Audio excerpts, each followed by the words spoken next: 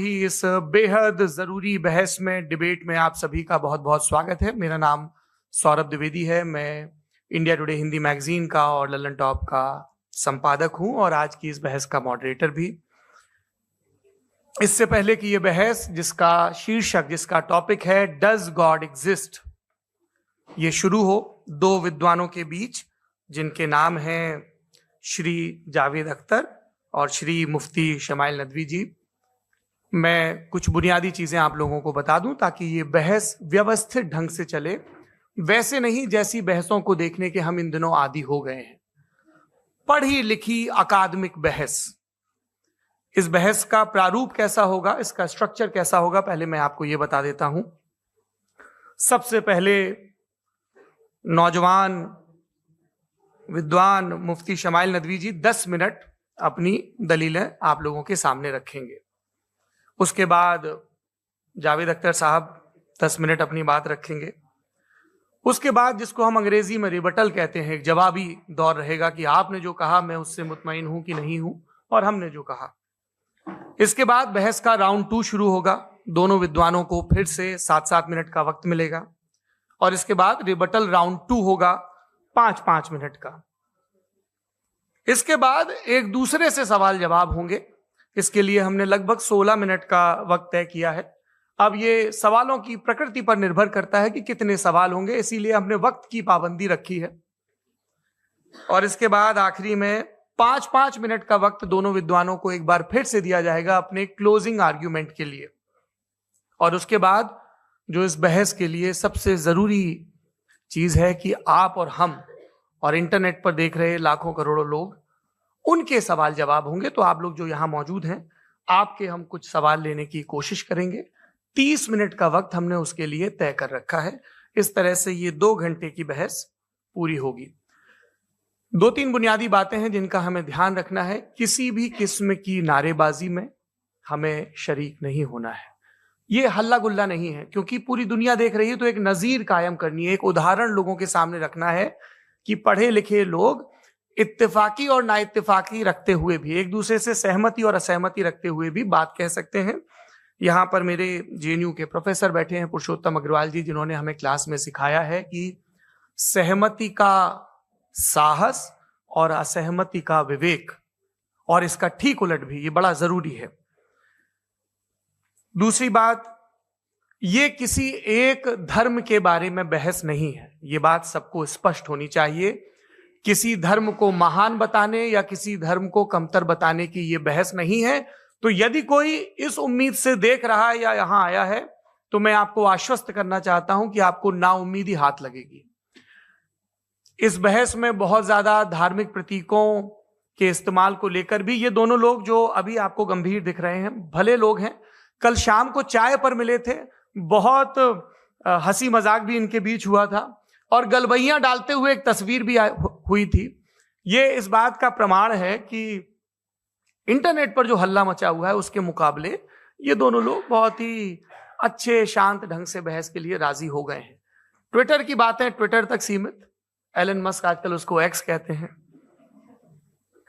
और अब इस बहस की शुरुआत मैं इन विद्वानों का, हालांकि इनको परिचय की जरूरत नहीं, पर हो सकता है, हमें पत्रकारिता में सिखाया जाता है कि नेवर अज्यूम, विज्ञान भी यही कहता है।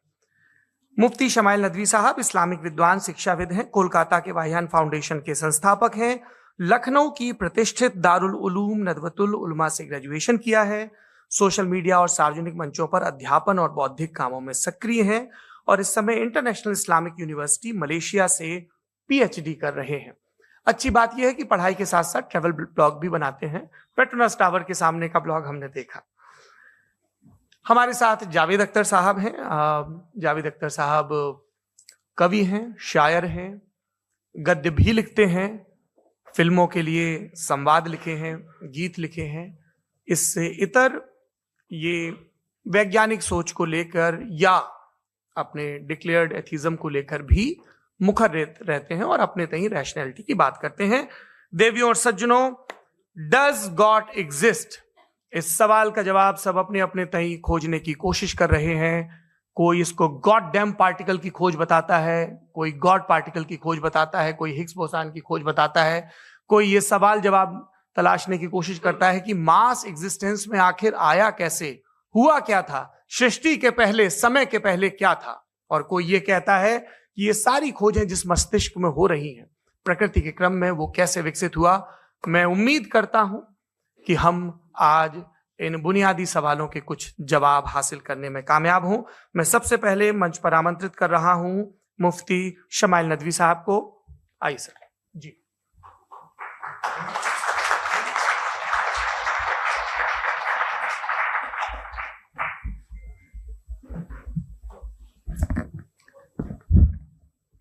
एक आपकी गुजारिश, आप बोलना शुरू करें। आप लोग प्लीज अपने फोन फ्लाइट मोड पे या साइलेंट मोड पे रखें। एक बार चेक कर ले, कई बार बेध्यानी हो जाती है।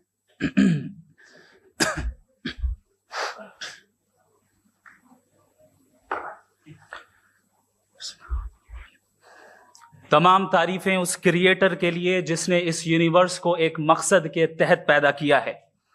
रिस्पेक्टेड जनाब जावेद अख्तर साहब, मिस्टर सौरभ द्विवेदी और respected audience, thank you all for being here today. आज की डिबेट में चूंकि हम बात करने वाले हैं डज गॉड एग्जिस्ट के टॉपिक पर, तो ये एक ऐसा टॉपिक है जिसके मुताल्लिक कोई भी डिसीजन लेने के लिए अलग अलग स्टैंडर्ड्स हो सकते हैं। लिहाजा डिबेट के शुरू में यह जरूरी है कि हम ये जान लें कि आज के इस टॉपिक में कौन सा स्टैंडर्ड सही होगा और कौन सा गलत होगा। सबसे पहला स्टैंडर्ड जिसे मैं समझता हूं कि हमारे रिस्पेक्टेड जनाब जावेद अख्तर साहब बड़ी तेजी के साथ उसकी तरफ लपकेंगे, वो है साइंस। जबकि साइंस दर हकीकत खुदा के एग्जिस्टेंस को डायरेक्टली साबित करने या उसके एग्जिस्टेंस को डिनाई करने के लिए स्टैंडर्ड नहीं बन सकती। और उसकी वजह क्या है ये मैं नहीं कह रहा, ये वो लोग कह रहे हैं जो साइंस के एक्सपर्ट्स हैं। नेशनल एकेडमी ऑफ साइंस कहती है science doesn't have the processes to prove और disprove the existence of God. Why? क्योंकि साइंस का ताल्लुक एम्पेरिकल एविडेंस से है और एम्पेरिकल एविडेंसेस का ताल्लुक हमारे नेचुरल और फिजिकल वर्ल्ड से है, जबकि गॉड नॉन फिजिकल और सुपर नेचुरल रियलिटी है। लिहाजा नॉन फिजिकल रियलिटी को आप उस टूल के साथ नहीं चेक कर सकते जिसका काम फिजिकल रियलिटी को तलाश करना है। लिहाजा आज इस डिबेट में गॉड की एग्जिस्टेंस को साबित करने या उसे डिनाई करने में साइंटिफिक एविडेंस को एक्सेप्ट नहीं किया जाएगा। दूसरा स्टैंडर्ड हो सकता है रेविलेशन, कि रेविलेशन के जरिए हम यह साबित करें कि गॉड एग्जिस्ट करता है या नहीं। लेकिन यह स्टैंडर्ड भी आज इररेलेवेंट है। क्यों? क्योंकि रेविलेशन मेरे नजदीक सोर्स ऑफ नॉलेज है, वैलिड सोर्स ऑफ नॉलेज है, लेकिन हमारे जावेद अख्तर साहब के नजदीक ये वैलिड सोर्स ऑफ नॉलेज नहीं है। लिहाजा आज की डिबेट में मैं एक भी एविडेंस किसी भी मजहबी स्क्रिप्चर से नहीं दूंगा ताकि जावेद अख्तर साहब के लिए वो अनएक्सेप्टेबल ना हो। तीसरा जो मेयार हो सकता है वो है ऑब्जर्वेशन, कि भाई कोई कहे कि हमें खुदा दिखाओ, अगर है तो दिखाओ, या ये कि खुदा के एग्जिस्टेंस पर एम्पेरिकल एविडेंस दो। तो ये है दर हकीकत गलत टूल का इस्तेमाल करना। ये ऐसा ही है कि जावेद साहब मुझसे ये मुतालबा करें कि मुफ्ती साहब आप मेटल डिटेक्टर के जरिए प्लास्टिक डिटेक्ट करके दिखाएं। अब चूंकि प्लास्टिक डिटेक्ट नहीं हो पा रही है लिहाजा plastic does not exist. No, you are using the wrong tool. इस टूल से प्लास्टिक को डिटेक्ट नहीं किया जाता।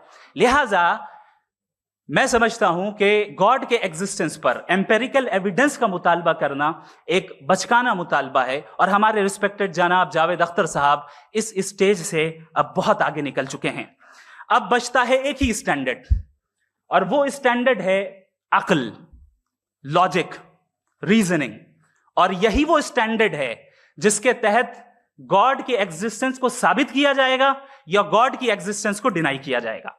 लेकिन चूंकि ये बहुत इंपॉर्टेंट और सेंसिटिव टॉपिक है, इसलिए लॉजिकल आर्ग्यूमेंट भी ऐसा होना चाहिए जो डेफिनेटिव हो, इनडेफिनेटिव ना हो, जो 2 और 2 4 की तरह बिल्कुल वाजे हो, जिसे लॉजिकली रिजेक्ट करना पॉसिबल नहीं हो। फॉर एग्जाम्पल हम कहें हमारे रिस्पेक्टेड मिस्टर सौरभ साहब ये एक इंसान है और तमाम इंसान कॉन्शियस बीइंग है, लिहाजा नतीजा क्या निकला, हमारे सौरभ साहब भी कॉन्शियस बीइंग है। क्या ये इंडेफिनेट आर्ग्यूमेंट है या डेफिनेट आर्ग्यूमेंट है? ये डेफिनेट आर्ग्यूमेंट है।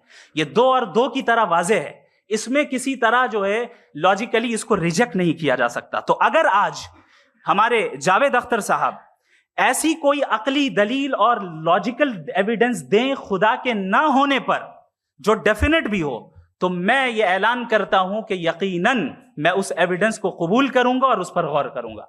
लेकिन साथ में यह भी ऐलान कर देता हूं प्रेडिक्शन के तौर पर कि ऐसा कोई डेफिनेट आर्ग्यूमेंट कोई नहीं पेश कर सकता। दलील हम देंगे और डेफिनेटिव दलील देंगे, लॉजिकल दलील देंगे, ऐसी दलील देंगे जो एंटायर एथिस्टिक वर्ल्ड उसे रेफ्यूट नहीं कर सकती। चलें अब हम एक एग्जाम्पल सोचते हैं, एक सिनेरियो, सिंपल सिनेरियो। तमाम ऑडियंस से गुजारिश है, हम और आप एक आइसोलेटेड आइलैंड पर हैं, ऐसा आइलैंड जहां पे हमसे पहले कोई कभी नहीं गया। चलते चलते आपके सामने अचानक आपने देखा एक पिंक कलर की बॉल पड़ी हुई है। सबसे पहला सवाल आपके जहन में क्या आएगा कि ये बॉल यहां क्यों आई, कैसे आई, ये पिंक कलर की ही क्यों है? कोई और कलर भी हो सकता था। ये इसी शेप में क्यों है? कोई और शेप भी हो सकता था। नेचुरली आप इस तरफ पहुंचेंगे कि कोई ना कोई है जिसने इन स्पेसिफिक प्रॉपर्टीज के साथ इस बॉल को बनाया है और यहां पे रखा है। चूंकि आप जानते हैं कि ये जो बॉल है इसका एग्जिस्ट करना जरूरी नहीं है, ये एग्जिस्ट कर भी सकती थी, नहीं भी कर सकती थी, और एग्जिस्ट करना ही था तो किसी और फॉर्म में करती, किसी और कलर में करती। अब आप इस बॉल को एक्सपैंड करते चले जाएं, एक्सपैंड करते चले जाएं, एक्सपैंड करते चले जाएं, यहां तक कि ये बॉल यूनिवर्स के साइज की हो जाए। बताइए कि क्या साइज के बढ़ जाने से सवाल बदल जाएगा? हरगिज नहीं बदलेगा। अभी भी सवाल रहेगा, ये यूनिवर्स कहां से आया, इन स्पेसिफिक प्रॉपर्टीज के साथ कहां से आया, क्यों आया, किसने बनाया? ये सवाल उस वक्त भी वैलिड रहेगा। लेकिन ये सवाल अगर हम जनाब जावेद अख्तर साहब से करें तो चूंकि इनका वर्ल्ड व्यू एथिस्टिक है, और सिर्फ इनका नहीं, मतलब जितने भी एथिस्ट हैं और एथिस्टिक वर्ल्ड व्यू को रखने वाले से अगर आप ये सवाल करें कि ये यूनिवर्स कहां से आया, तो इनका जवाब या तो आर्ग्यूमेंट फ्रॉम इग्नोरेंस होगा या डॉगमेटिक होगा। या तो ये कहेंगे कि मुझे नहीं पता कि ये कहां से आया, लिहाजा गॉड डज नॉट एग्जिस्ट, ये आर्ग्यूमेंट फ्रॉम इग्नोरेंस है। या ये कहेंगे कि ये यूनिवर्स खुद ब खुद बन गया, इसका मतलब ये है कि उस बॉल को भी खुद ब खुद बन जाना चाहिए। लेकिन बॉल के ताल्लुक से ये एक्सप्लेनेशन एक्सेप्ट नहीं की जाएगी कि ये खुद ब खुद बन गई, लेकिन यूनिवर्स के ताल्लुक से कर दिया जाएगा। इसे हम दूसरे अल्फाज में डॉगमा भी कह सकते हैं। दूसरी चीज, हमारे जावेद अख्तर साहब जरूर गॉड ऑफ गैप्स की मिसाल भी जरूर देंगे, और मिसाल देंगे कि पहले जमाने में बिजलियां कड़कती थी तो लोगों ने किसी एक खुदा की तरफ, और बारिश होती थी तो दूसरे खुदा की तरफ मंसूब कर दिया, उनके पास दलील नहीं थी। यह हमारा वर्ल्ड व्यू है ही नहीं, यह हमारा वर्ल्ड व्यू है ही नहीं, क्योंकि नेचुरल फेनोमेना के प्रोसेस की इंटरप्रिटेशन को जान लेने से यह कहां से साबित हो गया कि गॉड एग्जिस्ट नहीं करता है। इस पर मैं इंशाअल्लाह अभी आगे बात करूंगा। आप हजरात ये भी देखेंगे, और मैं ये एक्सपेक्ट करता हूं कि हमारे रिस्पेक्टेड जनाब जावेद अख्तर साहब जरूर इमोशनल आर्ग्यूमेंट्स भी देंगे, जो कि एक लॉजिकल फेलेसी है जब बात आती है ट्रुथ को डिसाइड करने में। क्यों? मिसाल के तौर पर वो कहेंगे कि अगर गॉड है तो ईविल क्यों एग्जिस्ट करता है, जबकि मैं कहता हूं ईविल का एग्जिस्ट करना गॉड के एग्जिस्ट करने की दलील है, उसके खिलाफ नहीं है। चूंकि अगर गॉड है तो हम सब उसके सामने अकाउंटेबल हैं, और अगर हम अकाउंटेबल हैं तो अकाउंटेबिलिटी के लिए ईविल का मौजूद होना जरूरी है, उसके बगैर हम अकाउंटेबल नहीं हो सकते। और अगर हम अकाउंटेबल नहीं हैं तो हम जनाब जावेद अख्तर साहब से पूछेंगे कि आप बताएं कि फिर सफरिंग इस दुनिया में क्यों है? अगर खुदा नहीं है तो सफरिंग क्यों है? और उन लोगों के जज्बे का क्या जिनके अंदर सफरिंग के बाद इंतकाम लेने का जज्बा पाया जाता है और वो इस दुनिया से ऐसे ही चले गए, क्या उनकी सारी तकलीफें बेकार चली जाएंगी? अब आ जाएं उसी एग्जाम्पल की तरफ कि बॉल, मुझसे अगर कोई पूछे इस बॉल को किसने बनाया, और या इस एक्सपेंडेड बॉल को किसने बनाया, मैं कहूंगा कि चूंकि ये यूनिवर्स और इस यूनिवर्स की तमाम चीजें कॉन्टिंजेंट है। कॉन्टिंजेंट होने का मतलब ये होता है कि जो अपने एग्जिस्टेंस पे किसी के ऊपर डिपेंड करती हो, तो जाहिर है ये यूनिवर्स कॉन्टिंजेंट है। और अगर कोई चीज कॉन्टिंजेंट नहीं है तो मैं रिक्वेस्ट करूंगा कि मुझे दिखा दें कि कौन सी चीज यूनिवर्स में कॉन्टिंजेंट नहीं है, हम भी जरा गौर कर लें और हम भी देख लें। और जब कॉन्टिंजेंट चीजें मौजूद हैं तो फिलोसोफर्स की इस्तिलाह के मुताबिक, हम उस टर्मिनोलॉजी के मुताबिक, हम उस जगह तक पहुंचते हैं और उस हस्ती तक पहुंचते हैं जिसे नेसेसरी बीइंग कहा जाता है, कि ये वो नेसेसरी बीइंग है जिसका मौजूद ना होना नामुमकिन हो। क्योंकि अगर ये मौजूद ना हो तो सारी चीजें एग्जिस्टेंस में आएंगी ही नहीं, और ये सारी कॉन्टिंजेंट चीजें उसी के ऊपर डिपेंड करती हैं। अब अगर आप ये सवाल करते हैं कि फिर उस हस्ती को किसने बनाया, फिर उसका कॉज क्या है, फिर उसका कॉज क्या है, फिर उसका कॉज क्या है, और एंडलेसली चले जाएं, इसे हम कहते हैं इन्फिनिट रिग्रेस ऑफ कॉजेस, जो कि लॉजिकल फैलेसी है। कॉन्सेप्चुअली इंफिनिटी पॉसिबल है। मिसाल के तौर पे न्यूमेरिकल्स 1 2 3 गिनते चले जाएं, इन्फिनिट नंबर्स है। मैं कॉन्सेप्चुअली बात नहीं कर रहा, प्रैक्टिकली रियलिटी में साबित करके दिखाएं कि infinite regress of causes possible है या नहीं। अगर पॉसिबल है तो हम मान लेंगे, मिसाल दे दें, और पॉसिबल नहीं है तो एक ही ऑप्शन बचता है जिसे हम कहते हैं नेसेसरी बीइंग। ऐसी नेसेसरी बीइंग जो इंडिपेंडेंट है, क्योंकि अगर वो डिपेंडेंट हुई तो वो नेसेसरी नहीं रहेगी। ऐसी इंडिपेंडेंट बीइंग जो इटर्नल है, अगर वो इटर्नल नहीं होगी, उसकी बिगिनिंग होगी तो वो खुद कॉन्टिंजेंट है। ऐसी बीइंग जो पावरफुल है, क्योंकि कॉन्टिंजेंट को एक्चुअलाइज करने के लिए पावर चाहिए। ऐसी बीइंग जो इंटेलिजेंट है और नॉलेजेबल है, क्योंकि ये यूनिवर्स स्पेसिफिक फॉर्म और स्पेसिफिक लॉज ऑफ नेचर के तहत प्रिसाइजली चल रहा है। थैंक यू मुफ्ती साहब। मैं इन दलीलों के बाद जावेद अख्तर साहब से गुजारिश करूंगा, आप बैठ के बोलना चाहेंगे हमारे? जी।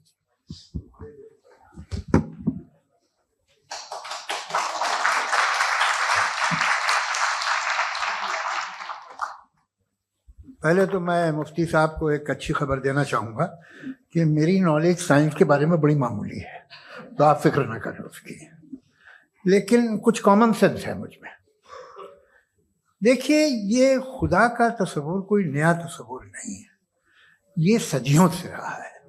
ये कुछ रिलीजन 3000 साल पुराने होंगे, 4000 साल पुराने होंगे, लेकिन इंसान कोई 10,000 12,000 साल से एग्जिस्ट करता है होमो सेपियन की शक्ल में, और हमेशा कुछ ना कुछ मजहब रहे। ये मजहब जाहिलों के नहीं थे, ये मजहब एक ऐसी ग्रीक सोसाइटी के थे जहाँ बड़े बड़े फिलोसफर पैदा हुए। ये मजहब इजिप्शियंस के थे जिन्होंने पिरामिड्स बनाए थे। ये रोमन्स के थे कि जिनका आर्किटेक्चर और सेनेट यानी पहली बुनियाद डेमोक्रेसी की, लिमिटेड थी मगर डेमोक्रेसी थी, ये उन लोगों ने किए थे। तो इनका जो जुपिटर था, रा था, ज़्यूस था, उन्हें उस पर इतना ही एतमाद था जितना आज किसी मजहबी आदमी को अपने खुदा पे होगा। क्रिश्चियनिटी आने से पहले यूरोप में एक मजहब था, जर्मेनिक रिलीजन। उसका एक खुदा था, उसकी एक बीवी थी, उसके 2 बेटे थे, एक बेटी थी। फिर जर्मनी में जब यूरोप में क्रिश्चियनिटी आई तो वो खुदा, उसकी बीवी और पूरे खानदान चला गया। तो हमने, अगर हम हिस्ट्री देखें तो खुदा जो है वो ज़्यादातर फ़ानी है, वो हमेशा रहे नहीं। और वो जो लोग इन्हें मानते थे उनको आप कहें वो तो जाहिल थे, उन्हें तो कुछ पता ही नहीं था, ऐसा नहीं है। वो अपने वक्त में बड़े काबिल लोग थे और अपने वक्त में उन्होंने बड़े बड़े काम किए हैं, फिलोसफर्स थे, साइंटिस्ट थे, लेकिन उनका मजहब कहाँ गया, उनके खुदा कहाँ गए? आज जो खुदा हैं दुनिया में लोग उन्हें मानते हैं। आपको क्या मालूम कि कितने बरसों के बाद क्या होने वाला है? हम यूरोप में देखते हैं तो चर्च खाली हैं। तो वक्त के साथ चीज़ें बदलती हैं। जहाँ तक इसका ताल्लुक है मजहबों का, हर मजहब आपसे एक चीज मांगता है, फेथ। ये फेथ क्या चीज होती है? What is the difference between faith and belief? ये तो बहुत ही अहमकाना बात होगी कि कोई आदमी कहे साहब अगर खुदा है तो मुझे दिखाइए। ये तो जाहिलाना बात हुई। मैंने तो नॉर्थ पोल नहीं देखा है, मगर मैं मानता हूं कि नॉर्थ पोल है। मैं क्यों मानता हूं? इसलिए कि अगर ये दुनिया राउंड है तो उसका कोई टॉप होगा। कुछ लोग हैं जो वहां गए भी हैं, कॉमन सेंस कहता है कि ऐसा होगा, सबूत है, गवाह है, रीजन है। तो ये मेरा फेथ नहीं है। तो फेथ में और बिलीफ में डिफरेंस क्या है? जो मजहब मांगता है आपसे, हर मजहब फेथ मांगता है। फेथ का मतलब ये है कि ना कोई गवाह हो, ना कोई सबूत हो, ना कोई रैशनल हो, ना कोई लॉजिक हो, ना कोई प्रूफ हो, मगर तुम एक बात को मानो। ये है फेथ। वरना बिलीफ होता। अगर इसमें कुछ भी सबूत होते, गवाह होते, तो फिर इसे आप बिलीफ कहते हैं। जैसे मेरा बिलीफ है कि नॉर्थ पोल है, मेरा फेथ थोड़ी है। फेथ इन तमाम शर्तों को रद्द करता है। तो फिर स्टुपिडिटी क्या है?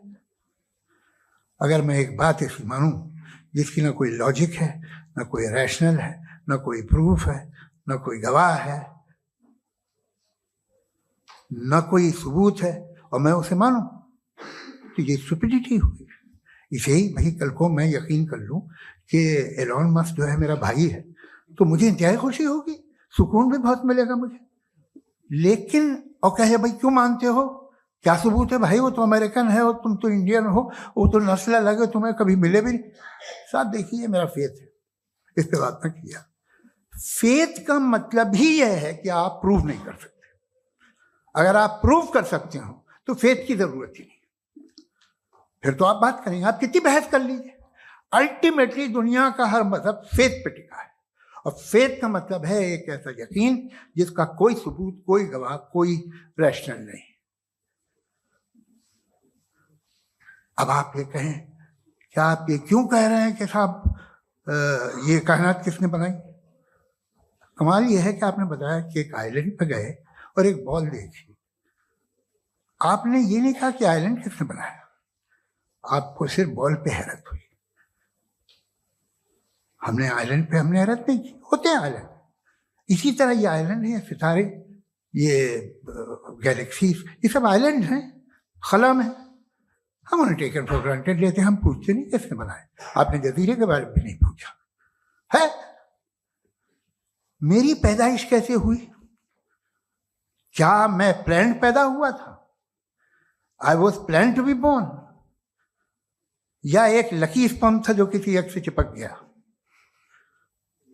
मेरी पैदाइश रैंडम। और इंसाफ जिसे आप कहते हैं, इंसाफ का तो नेचर से कोई वास्ता ही नहीं। जो आप कहते हैं कि एक दिन इंसाफ मिलेगा, इंसाफ is a human concept, nature में कोई इंसाफ नहीं। अगर शेर हिरन को खा जाता है तो उसे कोई सजा नहीं मिलती। अगर एक आंधी आती है और हरे भरे पेड़ों को उखाड़ के फेंक देती है तो आंधियों की जेल नहीं होती है। नेचर में इंसाफ नहीं है, इसलिए मुझे नेचर को इंसाफ की जरूरत भी नहीं। नेचर तमाम एक है। अब हम कहें कि साहब ये देखिए जो मैंने खाना खाया था, ये मेरी आंख तो नहीं यूं कर दिया उसे, तो इसे सजा मिलनी नहीं, वो सिस्टम है, ऐसे ही चल रहा है। नेचर बगैर इंसाफ के है। इंसाफ इज अ ह्यूमन कॉन्सेप्ट। तो जो आपसे कहता है कि मैं तुम्हें इंसाफ दूंगा, वो इंसानी जहन की पैदावार है। ये नेचुरल है ही नहीं, ये आसमानी है ही नहीं। नेचर का तसव्वुर, इंसाफ का तसव्वुर। भाई आप साथ मिलते हैं, अब आप लेफ्ट हैंड ड्राइव करते हैं, ये क्या है? तमाम सच, तमाम नेकी, तमाम शराफत लेफ्ट हैंड ड्राइव है। वरना क्या होगा, या तो आप क्योस कर देंगे, आपका एक्सीडेंट हो जाएगा, या आप किसी को मार देंगे, या ट्रैफिक जैम हो जाएगा। झूठ, बेईमानी, रिश्वतखोरी, ये तमाम जो है driving on the wrong side, इसके ऊपर कुछ नहीं। ये तो हमने बनाया, जैसे हमने लेफ्ट हैंड ड्राइव बनाई है। ये कॉन्सेप्ट ऑफ इंसाफ जो है ये हमारा है, इसका नेचर से कोई वास्ता नहीं। शेर खा जाता है हिरन को, उसे जेल होती है क्या? कुछ भी नहीं, है ही नहीं। तो ये जो दुनिया के रिलीजन प्रॉमिस करते हैं आपसे इंसाफ, इसी से मालूम होता है कि ये मैन मेड है। ये तसव्वुर कहीं और का है ही नहीं। जो नेचर है, कुछ लोग कहते हैं नेचर ही खुदा है, तो नेचर में तो इंसाफ नहीं कहीं। और आप वादा कर रहे हैं कि तुम्हें मरने के बाद इंसाफ मिलेगा। मुझे अगर मिलेगा तो मैं बहुत खुश होऊंगा, लेकिन मैं यकीन नहीं कर पाता हूं, इसलिए कि मैं फेथ नहीं पैदा कर सकता। The very fact that religion demand faith, इसका मतलब है कि उनके पास जस्टिफिकेशन नहीं है। अच्छा था, फिर रिलीजन अगर मॉडरेशन में है, कोई सा भी नहीं, वो आप में कुछ खूबियां भी पैदा करता होगा। देखिए उससे ये फायदा है, वो फायदा है। अल्कोहल जो है वो ज़्यादातर दवाओं में यूज होती है। और एक सर्वे किया गया था अमेरिका में कि लॉन्जेटिविटी किन लोगों की है, तो एक तरफ वो लोग थे जो शराब पीते ही नहीं थे और एक तरफ वो थे जो एक बोतल शराब रोज पीते थे। सबसे ज़्यादा लंबी उम्र उनकी है जो 2 पैक नाप के शराब पीते हैं और खाना खाते हैं। मगर हम शराब को बुरा समझते हैं, मैं भी बुरा समझता हूँ। क्यों? ऐसा होता नहीं। कुछ चीज़ों में आदत होती है जो बढ़ती है। आज तक में एक आदमी दूध पीता है, आप 10 साल बाद भी मिलेंगे तो एक ही गिलास पीता होगा। ऐसा नहीं होता, सुबह से दूध पीता रहता है। मिल्कोहलिक मैंने नहीं देखे, अल्कोहलिक होते हैं। ये टेंडेंसी है मजहब की कि वो बढ़ता है, जैसे कैंसर बढ़ता है, जैसे शराब बढ़ती है। कुछ लोग होंगे जो उसे सही तरह से यूज करते। मुझे यकीन है कि हमारे मुफ्ती साहब भी उनमें से एक, इनसे बहुत खुशी हुई मुझे इनसे मिलकर। लेकिन कितने लोग हैं कि आज आप देखते हैं दुनिया में जो तबाहियां हैं, इनमें कितना हाथ है उन लोगों का जो बिलीवर कहते था मजहब ये नहीं कहता, ना कहता होगा, मगर जब ये मजहब पीते हैं तो ऐसे बिहेव करते हैं। थोड़ा सा अगर हो तो शायद बहुत अच्छी बात, लेकिन शराब थोड़ी सी नहीं रहती, उसमें टेंडेंसी है पहले। थोड़ा सा अगर 2-3 कैंसर के सेल हो ना बॉडी में तो आदमी स्लिम रहेगा, लेकिन वो 2-3 सेल नहीं रहते, वो मल्टीप्लाई होते हैं। जावेद साहब टाइम पूरा हो गया। टाइम हो गया तो बस बात खत्म हो गई। अच्छा, मुझे कुछ और कहने को था भी नहीं। जी, मैं पहले जवाबी दौर के लिए इनवाइट कर रहा हूं मुफ्ती साहब को। Your rebuttal round 1, you have 7 minutes.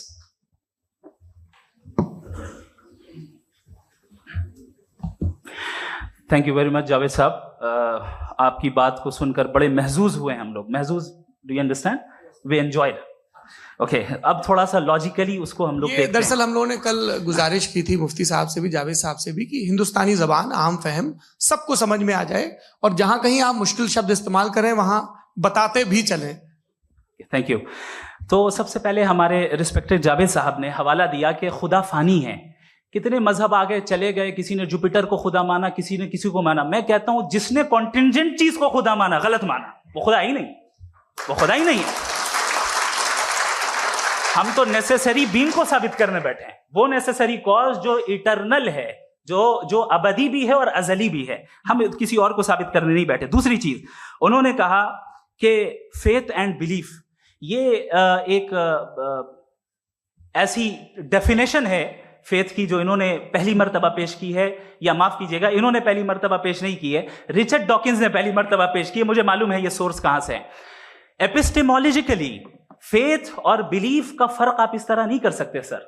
Faith सही भी होता है, गलत भी होता है। बिलीफ सही भी होता है, गलत भी होता है। जो लॉजिक, रीजन और एविडेंस से बैक्ड होगा वो फेथ सही होगा। और आप जिस फेथ की बात कर रहे हैं कि इलॉजिकल है और उसके पीछे नहीं है, तो we are on the same page. हम नहीं मानते उस फेथ को। जो फेथ ऐसा हो जिसके पीछे कोई लॉजिक ना हो, एविडेंस ना हो, हम नहीं मानते। हम तो उस फेथ के कायल हैं जिसके पीछे लॉजिक हो और एविडेंस हो। तो बिलीफ सही भी होता है, गलत भी होता है, फेथ भी सही होता है और गलत भी होता है। तो आज फेथ और बिलीफ के डिफरेंस पे बात नहीं हो रही। आज आप चाहे फेथ एक्सेप्ट कर लें या बिलीफ एक्सेप्ट कर लें, आज ये बात होगी कि ट्रूथ क्या है। चाहे ट्रू बिलीफ सही है या ट्रू फेथ सही है, और फॉल्स फेथ क्या है और फॉल्स बिलीफ क्या है, बात इस पे हो रही। दूसरी चीज इन्होंने पूछा, स्टुपिडिटी फिर क्या है? अगर फेथ, रिलीजन स्टुपिडिटी नहीं है तो और क्या है? चूंकि फेथ का मुतालबा करते हैं तो स्टुपिडिटी क्या है? मैं कहता हूं स्टुपिडिटी एथिज्म है। उसकी वजह यह है कि आप एक सड़क पे जा रहे हो और आप किसी गार्डन में जाएं और देखें वहां लिखा है फूलों के साथ, I love Javed Akhtar, and I really do, I love you sir. So जब आप वहां पर पहुंचे तो वहां पहुंचकर अब ये बताएं, क्या आप ये कहेंगे wow what a natural selection? ये क्या नेचुरल सिलेक्शन है? नहीं, ये प्रिसाइजली डिजाइंड है, इसके पीछे डिजाइनर है। लिहाजा अगर कोई एक ऐसी कॉमन सेंस की बात को कबूल नहीं कर रहा है कि यूनिवर्स जो इतने प्रिसाइजली काम कर रहा है, हम कह दें कि खुद ब खुद बन गई, मैं समझता हूं इससे बड़ी स्टुपिडिटी और कुछ नहीं है। ये इरैशनल चीज है। फिर हमारे सर ने कहा कि आपने बॉल पे फोकस किया, आइलैंड पे फोकस नहीं किया। अरे आइलैंड को किसने बनाया, यही समझाने के लिए तो बॉल की मिसाल दे रहा हूं। और बॉल भी कॉन्टिंजेंट है, आइलैंड भी कॉन्टिंजेंट है, दोनों नेसेसरी बीइंग का मुतालबा करते हैं। आगे इन्होंने कहा कि नेचर में कोई इंसाफ नहीं है, हम डिसाइड करते हैं कि मोरालिटी क्या होती है, इंसाफ क्या होता है, हम डिसाइड करते हैं। जैसे ड्राइविंग सीट में ट्रैफिक वाला, ये तो किसी खुदा ने नहीं कहा, ये है, इसे कहते हैं फॉल्स इक्विवेलेंस, ये एक लॉजिकल फेलेसी है। आपने जो है मिसाल दी ड्राइविंग की और ट्रैफिक की, ये सब्जेक्टिव मोरालिटी है। आप सब्जेक्टिव मोरालिटी को मिसाल बनाकर ऑब्जेक्टिव मोरालिटी के ऊपर नहीं थोप सकते। इंसाफ की ऑब्जेक्टिव मोरालिटी। अगर आप ये कहते हैं कि नेचर में इंसाफ नहीं है, तो इंसाफ का न होना ये नेचुरल हुआ, तो फिर नेचर को नेचर रहने दे, क्यों हम इतना स्ट्राइव कर रहे हैं दुनिया में इंसाफ लाने के लिए? ये तो इलॉजिकल बात है, इरैशनल बात है। इसलिए बहुत सी चीजें ऐसी हैं जो ऑब्जेक्टिवली जो है इविल या गुड हैं, और बहुत सी चीजें ऐसी हैं जो सब्जेक्टिवली हैं। सब्जेक्टिवली जो मोरल होता है या इमोरल होता है, उसको हम सोशल कंसेंसस से या पर्सनल प्रेफरेंस से डिसाइड करते हैं।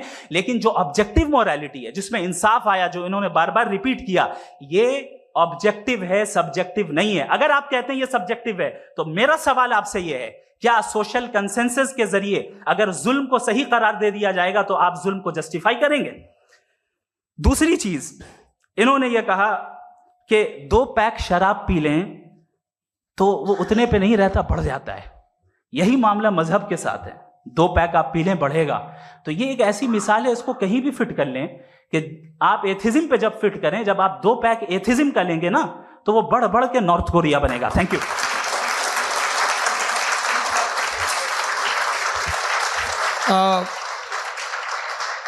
फर्स्ट राउंड के रिबटल के लिए मैं जावेद साहब को इनवाइट कर रहा हूं। आपके पास 7 मिनट का वक्त है, रीसेट कर दीजिएगा प्लीज। मुझे इस बात की खुशी है कि मुफ्ती साहब ने भी मान लिया कि नेचर में कोई इंसाफ नहीं है। तो कोई भी चीज़ जो इंसान ने नहीं बनाई है उसमें इंसाफ नहीं होता है। एक बात मैं आपसे अर्ज करूं, जरा पता लगा लीजिएगा, ये जो आप बाग में जाते हैं बेहद खूबसूरत फूल देखते हैं ना, इनमें से कोई नेचुरल नहीं है। ये सारे फूल क्रॉस करके बनाए गए हैं। जो जंगल में फूल होते हैं निहायत मामूली होते हैं। ये फूल इंसानों ने बनाए हैं। जो आप बाग में देख के वाह वाह कहते हैं, ये इंसानों के बनाए हुए हैं। डिफरेंट फूलों को क्रॉस करके, डेवलप करके, फिर क्रॉस करके इस तरह से बनाए गए। नेचुरल फ्लावर नहीं। किसी जंगल वीरान में जाके आप गुलाब के फूल नहीं देखेंगे। ये सब बनाए हुए इंसान ने, बहुत से काम इंसान ने किए हैं। बाकी है कि आपने मेरी एक बात का जवाब नहीं दिया, जिससे मुझे शिकायत है कि फेथ क्या है और आप फेथ मांगते क्यों हैं मुझसे? आप तो लॉजिकल हैं, आपके पास तो सारे रैशनल हैं, आपके पास सारे सबूत हैं, तो आपको फेथ की डिमांड क्यों करते हैं कि भाई तुम सरेंडर कर दो और सवाल मत करो? कोई मजहब सारे सवाल करने की इजाजत नहीं देता है और मना करता है कि ज्यादा सवाल ना करो, बह जाओगे तुम। आप क्यों रोकते हैं? हकीकत यह है कि इंसानी तारीख क्या है। इंसानी तारीख ये है कि दुनिया में 2 तरह के लोग हुए हैं। एक वो जिन्होंने अपनी लाइल्मी की परस्तिश की है, दूसरे वो जिन्होंने अपनी इग्नोरेंस या लाइल्मी से झगड़ा किया है और मालूम किया है कि क्या है। ये जो आप कह रहे हैं, आज आप हैरान हैं कि भाई ये यूनिवर्स कैसे बनी। लोग हैरान थे कि सूरज डूबता है तो इधर से कैसे निकलता है। और आप एक कदम जाके हमेशा का मानने को तैयार है, एक कदम पीछे ही मान जाइए। भाई आप इसके बाद जाते हो, कहते सवाल ना करना कि ये कहां से आया, ये पावर तो हमेशा से हमेशा रहेगी। तो आप यूनिवर्स के बारे में मानने में क्या तकलीफ है? एक कदम पहले रुक जाइए। ये हमेशा से थी या नहीं थी, हमें मालूम नहीं है। और ये कहना कि हमें मालूम नहीं है, कमाल ये है कि दुनिया के सारे मजहब सब जानते हैं ये दुनिया कैसे बनी थी, कैसे मिटेगी, मरने के बाद क्या होगा, इनको सब इल्म है। इनको किसी को डायनासोर होते थे पहले ये नहीं पता था, किसी को नहीं पता। किसी भी दुनिया की मजहबी किताब में डायनासोर का जिक्र नहीं है। लेकिन बाकी सब बातें, how to make universe in 4 easy lessons and बाकी सब पता है। जिसको सब पता है वो गड़बड़ है। हम में ये इंकिसार, ये ह्यूमिलिटी होनी चाहिए कि हम ये कहें कि हमें ये बहुत सारी बातें नहीं मालूम, लेकिन हम उनकी परस्तिश ना करना, अपनी लाइल्मी को की परस्तिश ना करें, हम उसे पता लगाने की कोशिश करें। जिस दुनिया में आप बैठे हैं सर, ये हॉल जो है, ये इलेक्ट्रिसिटी जो है, ये माइक जो है, जिस हवाई जहाज से आप आए थे, वो जिस कार से आप यहाँ आए हैं, ये सब उन लोगों की बनाई हुई है जिन्होंने सवाल किए थे। ये दुनिया जिसमें आप आज आराम से हैं, ये उन लोगों की बनाई है कि जिन्होंने सवाल किए थे, और हर स्टेज पे इन सवालों को मकरूह कहा गया था, गलत कहा गया था। आप जरा तारीख पढ़िए, एक बड़ी दिलचस्प किताब है बर्ट्रैंड रसेल की, जिसमें उसने रिलीजन एंड साइंस कि कब से रिलीजन जो है साइंस के अगेंस्ट है, और हद तो यह है कि भाप के इंजन के खिलाफ थे, स्टीम इंजन के भी खिलाफ थे, और फतवे हुए उन पे, वेटिकन ने दिए। तो ये हमेशा, अभी जैसे ही ये राइट विंगर आते हैं अमेरिका में पावर में, तो वो जो अपना ये क्या बोलते हैं उसे, सीड क्या वर्ड है, सीड क्या जो, हाँ नहीं सीड जो होते हैं जिसपे जी नहीं भाई, वो जो ह्यूमन बॉडी के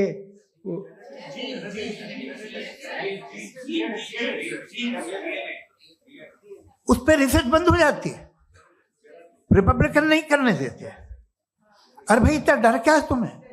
एक जमाने में बहुत नाराज थे ये सारे मजहबी लोग कि ये इंसान तो इंसान बनाने की कोशिश कर रहा है, आपको क्या तकलीफ भाई, बना ले तो बना लेने दो, ये खौफ क्या है? और ये सब आज जो आप कह रहे हैं नामुमकिन है, ये कैसे हुआ? मुझे एक किस्सा याद आता है। जब मैं छठी क्लास में था तो मैं मैथमेटिक्स में बहुत वीक था, तो एक टीचर रख दिया गया, उसने 1 2 3 4 5 6 7 तो सिखा दिया मुझे। वो दिन मैं भूल नहीं सकता हूँ मुफ्ती साहब, जिस दिन उसने ये बताया कि 1/2 क्या होता है और 3/4 क्या होता है, मुझे ऐसा लगा कि मेरा सर बीच से फट जाएगा। यह आदमी कह रहा है कि जो दीवार के अंदर जाओ वॉक करते हुए। आज हंसता हूं मैं इस बात पे। तो आज जो बातें आपके जहन से बिल्कुल परे हैं और आप हैरान होते हो उन्हें देख के, एक वक्त आएगा कि मामूली लगेंगे, और हुआ है। आपकी इंसानी तारीख ही है। इतनी जल्दी सारे फैसले आप मत कर लीजिए, थोड़ा ये ह्यूमिलिटी रखिए कि भाई ये हमें नहीं मालूम। ये कहने में क्या आ रहा है? ये यूनिवर्स कहाँ तक फैली, ये कब से है और कब तक रहेगी, हमें नहीं मालूम। आपने फैसला कर लिया कब बनी। ये आपके हिसाब से कोई 14 बिलियन ईयर बनी जो समझा जाता है। उससे पहले हजारों करोड़ों अरबों साल तक खुदा बैठा क्या कर रहा था? खामोश बैठा था, ऐसी जमाइयां ले रहा था। फिर उसे आइडिया है, यार एक काम करते, वक्त अच्छा गुजर जाएगा, यूनिवर्स बना दे। सोचिए, वो तो हमेशा से है ना, मगर यूनिवर्स हमेशा से नहीं है, ये तो बनाई गई है। और उससे पहले क्या था, इनका क्या काम था? कैसी बात है, ये बड़ा आसान है। जो बात हमें आज धीरे धीरे पता चली है, बरसों 2000 और 2500 साल पहले आपको किसी ने बता दिया कि क्या था, आप मान गए, और तब से वही मान रहे हैं जो 2500 साल पहले कहा गया था। सब कुछ बदल गया है, सॉल्व हो रही है चीजें। अभी साइंस बिल्कुल दावा नहीं करती, या कोई फिलोसफर ये दावा नहीं करता कि हमें सब मालूम, बल्कि वो कहता है कि हमें जितना मालूम होता है उससे ये मालूम होता है कि हमें कितना कम मालूम। तो हम अपनी जहालत से लड़े, उसकी परस्तिश ना करें। जी, टाइम है। Thank you so much. मैं तर्कों की श्रृंखला में राउंड 2 के लिए मुफ्ती साहब को आमंत्रित कर रहा हूं। आपके पास एक बार फिर से 7 मिनट का वक्त है। शुक्रिया। जनाब जावेद अख्तर साहब कई मर्तबा दोहरा रहे हैं कि फेथ का मतलब बताइए, फेथ का मतलब बताइए। मैंने बता दिया, फेथ सही भी होता है, गलत भी होता है। और आज हम फेथ पे बात नहीं कर रहे, हम ट्रूथ और डज गॉड एग्जिस्ट पे बात कर रहे हैं। क्या डज गॉड एग्जिस्ट, ये ट्रूथ यानी गॉड है या नहीं है, इसमें से दोनों ट्रूथ क्या है। अब आप उसे फेथ कह लें, बिलीफ कह लें, नॉट माई बिजनेस। उसके बाद आपने कहा कि भाई सवाल करने से मजहब रोकता है। मैं कहता हूं जो रोकता है वो रोकता होगा, मैं नहीं रोकता, बल्कि सवाल करें, सवाल करना चाहिए। सवाल कर करके तो हम आगे बढ़ते हैं, तरक्की करते हैं, और इसीलिए मैं आज यहां पे आया हूं। लेकिन सवाल सिर्फ खुदा से नहीं होगा, आपसे भी होगा। सवाल एथिज्म से भी होगा, सवाल सिर्फ मजहब से नहीं होगा, सबसे होगा। और आज मैं सवाल करूंगा और उम्मीद है कि आप जवाब देंगे। अभी तक आपने वैसे कॉन्टिंजेंसी आर्गुमेंट का कोई जवाब नहीं दिया। चलें, आपने कहा यूनिवर्स के बारे में इटर्नल क्यों नहीं बोल देते। ये चूंकि लॉजिकली पॉसिबल ही नहीं है कि यूनिवर्स इटर्नल हो। यूनिवर्स एक कॉन्टिंजेंट चीज है जो टाइम एंड स्पेस के पाबंद है, टाइम एंड स्पेस से बाउंड है। जो टाइम एंड स्पेस से बाउंड होगा वो कॉन्टिंजेंट होगा, जो कॉन्टिंजेंट होगा वो उसकी बिगिनिंग हुई होगी, जिसकी बिगिनिंग हुई होगी वो इटर्नल नहीं हो सकता। ये तो कॉमन सी बात है। आपने कहा कि किसी मजहबी किताब में डायनासोर का जिक्र नहीं है। अफसोस कि आज तक किसी मैथमेटिक्स की किताब में मुझे डायनासोर का जिक्र नहीं मिला। तो इसका मतलब मैथमेटिक्स की किताब बेकार है? नहीं, उसका वो टॉपिक नहीं है। रेवलेशन का और मजहबी किताबों का टॉपिक ये नहीं है कि आपको आके बताए साइकिल कैसे बनाते हैं, या आकर ये बताएं कि जो है डायनासोर कब था। वो तो मोरालिटी सिखाने आया है, गॉड के बारे में बताने आया, नॉन फिजिकल रियलिटी की हकीकत को सिखाने के लिए आया। रिलीजियन साइंस को रोकता है? नहीं रोकता। अगर रोकता है तो गलत करता है। रिलीजियन साइंटिज्म को रोकता है, जिसमें हमारे जावेद साहब मुब्तला हैं। साइंस और साइंटिज्म में फर्क है। साइंटिज्म यह है कि आप समझें कि साइंस और साइंटिफिक मेथोडोलॉजी ये नॉलेज को हासिल करने का वाहिद सोर्स ऑफ नॉलेज है। यह है साइंटिज्म। हम इसे रिजेक्ट करते हैं। हम साइंस को तो तरक्की करते हैं। भाई आप हमारी पूरी तारीख कर लें, पढ़ लें तो आपको पता चल जाएगा। बहरहाल ये अलग टॉपिक है। उसके बाद इन्होंने एक लफ्ज कहा, वेटिकन ने फतवा दिया। वेटिकन का फतवे से कोई ताल्लुक नहीं है, दोनों कॉन्ट्राडिक्टरी अल्फाज हैं। उसके बाद उन्होंने कहा कि भाई हमें नहीं मालूम। अगर नहीं मालूम तो क्लियरली कह देना कि नहीं मालूम है, इसमें क्या हर्ज है। तो वही तो मैं कह रहा हूं ना कि आप कह दें कि नहीं मालूम, लेकिन क्लेम क्यों कर रहे हैं कि गॉड एग्जिस्ट नहीं कर रहा है। आप कह दें नहीं मालूम है, हो सकता है हो सकता ना हो, लेकिन आप क्लेम कर रहे हैं। The moment you say God does not exist, this is a claim, and now the burden of proof is upon you too, जैसे हमारे ऊपर है। और क्यों है मैं बताता हूं, क्यों है ये भी मैं बताता हूं। फिलोसॉफिकली जो क्लेम होता है ना, सिर्फ ये नहीं होता कि इंसान कहे पॉजिटिव क्लेम करे और नेगेटिव क्लेम करे तो बर्डन ऑफ प्रूफ नहीं है। आप मिसाल के तौर पे मैं कहूं कि फुला उस कमरे में कोई नहीं है, मैंने एक नॉलेज का क्लेम किया है। उस कमरे में कोई नहीं है, मैंने एक नॉलेज का क्लेम किया। या तो मैं कहूं मुझे नहीं पता, हो भी सकता है नहीं भी हो सकता है, this is not a claim. लेकिन जब मैं कह रहा हूं कि वहां कोई नहीं है, या मैं कह रहा हूं वहां कोई है, दोनों क्लेम है और दोनों के ऊपर बर्डन ऑफ प्रूफ है। हमारे ऊपर भी बर्डन ऑफ प्रूफ है। मैंने कंटिंजेंसी आर्ग्यूमेंट दिया, इसे तोड़कर दिखाइए। आखिरी चीज, इन्होंने कहा कि खुदा दुनिया बनाने से पहले 150 साल पहले या करोड़ों साल पहले क्या कर रहा था। अरे हजरत, चलें बहरहाल मैं जवाब दे देता हूं। आप हमारे रिस्पेक्टेड पर्सनालिटी हैं, अगर आप नहीं होते तो मैं ऐसे एंटरटेन ही नहीं करता। टाइम ये 100 साल पहले या 100 साल बाद, पहले बाद में अभी, ये वो अल्फाज हैं जिनका ताल्लुक टाइम से है। टाइम शुरू ही हुआ है यूनिवर्स की बिगिनिंग के बाद, तो उसके पहले खुदा क्या कर रहा था, सवाल इलॉजिकल है, ये फेलेसी है। यानी आप ये कह रहे हैं कि यूनिवर्स के बनने से पहले खुदा क्या कर रहा था। टाइम के बनने से पहले, पहले का ताल्लुक टाइम से, टाइम उस वक्त था ही नहीं, तो ये सवाल ही इनवैलिड है खुदा के ताल्लुक से। दूसरी चीज, आर्ग्यूमेंट ऑफ कंटिंजेंसी जो मैंने आपके सामने पेश की है, आपने बार बार ये प्रूफ किया और ये कह रहे हैं कि गॉड ऑफ गैप्स। देखिए पहले नहीं मालूम था, साइंस ने कर दिया। सिंपल्स की मिसाल से मैं समझा देता हूं। जिस गैप्स की आप बात कर रहे हैं ना, साइंस उन गैप्स को जिन चीज के जरिए भी प्रूव करेगा वो कॉन्टिंजेंट ही होगा। अब चाहे वो फोर्स हो, मैटर हो या एनर्जी हो। लिहाजा सवाल हमारा उस वक्त भी वैलिड होगा जब तक कि आप नेसेसरी बीइंग पे ना आ जाएं। और इन्फिनिट रिग्रेस पॉसिबल नहीं है of causes in practical world, तो जाहिर है कहीं रुकना पड़ेगा, जहां रुकेंगे वही खुदा है। दूसरी चीज, आपने ये गा क्या कह रहा था मैं, किस पॉइंट को? What? Oh no, after that, just now. हाँ, जहां रुकेंगे वही खुदा है। बहरहाल, तो टाइम का जिक्र हो गया, गॉड ऑफ गैप, सॉरी, या इसकी एक मिसाल आप ले लें। एक कार है, एक साहब ने देखा कि भाई कार जो है उसके व्हील्स कितने अच्छे लगे हुए हैं सही जगह पे, स्टीयरिंग जो है कितने अच्छे जगह पे लगी हुई, और सीट्स कितने वेल डिजाइंड है, कितनी प्रिसाइजली ये कार काम कर रही है।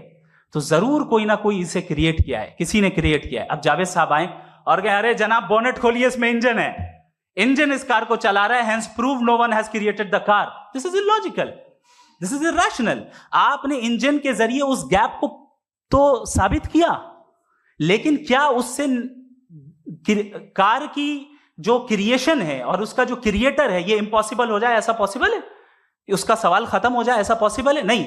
आपने गैप्स को फिल करके, कॉन्टिंजेंट चीजों से गैप्स को फिल करके हमारे ऑब्जर्वेशन को और ब्रॉड कर दिया। अब हमें और पता चल गया कि ये जो कार है इसका सिस्टम कितना ज्यादा कॉम्प्लेक्स है। पहले कम समझते थे, अब कॉम्प्लेक्सिटी और ज्यादा वाजे हो गई। अब हमें समझ में आ रहा है कि हमारी सर्टेनिटी और बढ़ गई कि जरूर इस कार को किसी ना किसी ने बनाया। यही मामला यूनिवर्स का है। साइंस हमेशा फिजिकल वर्ल्ड की चीजों को ही फिल करती जाएगी और फिजिकल चीजों से ही करती जाएगी, क्योंकि एम्पेरिकल एविडेंस का ताल्लुक फिजिकल वर्ल्ड से है। आप साइंस के जरिए मेटाफिजिकल रियलिटी को कभी साबित नहीं कर सकते। ये रॉन्ग टूल का इस्तेमाल करना है। ये वही काम है कि आप मेटल डिटेक्टर से प्लास्टिक डिटेक्टर करने चलें, जो कि जाहिर है सही नहीं है। Thank you.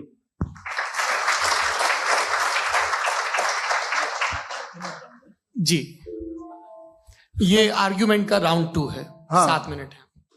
पहले तो मैं आपसे अर्ज करूं कि आपने कहा कि जब कायनात ही नहीं थी तो वक्त भी नहीं था, कुछ भी नहीं था। कैसे नहीं था? खुदा था, एक एग्जिस्टेंस तो था ना खुदा का। तो जब खुदा था तो वक्त भी होगा। ऐसा नहीं है कि कुछ भी नहीं था, खुदा था।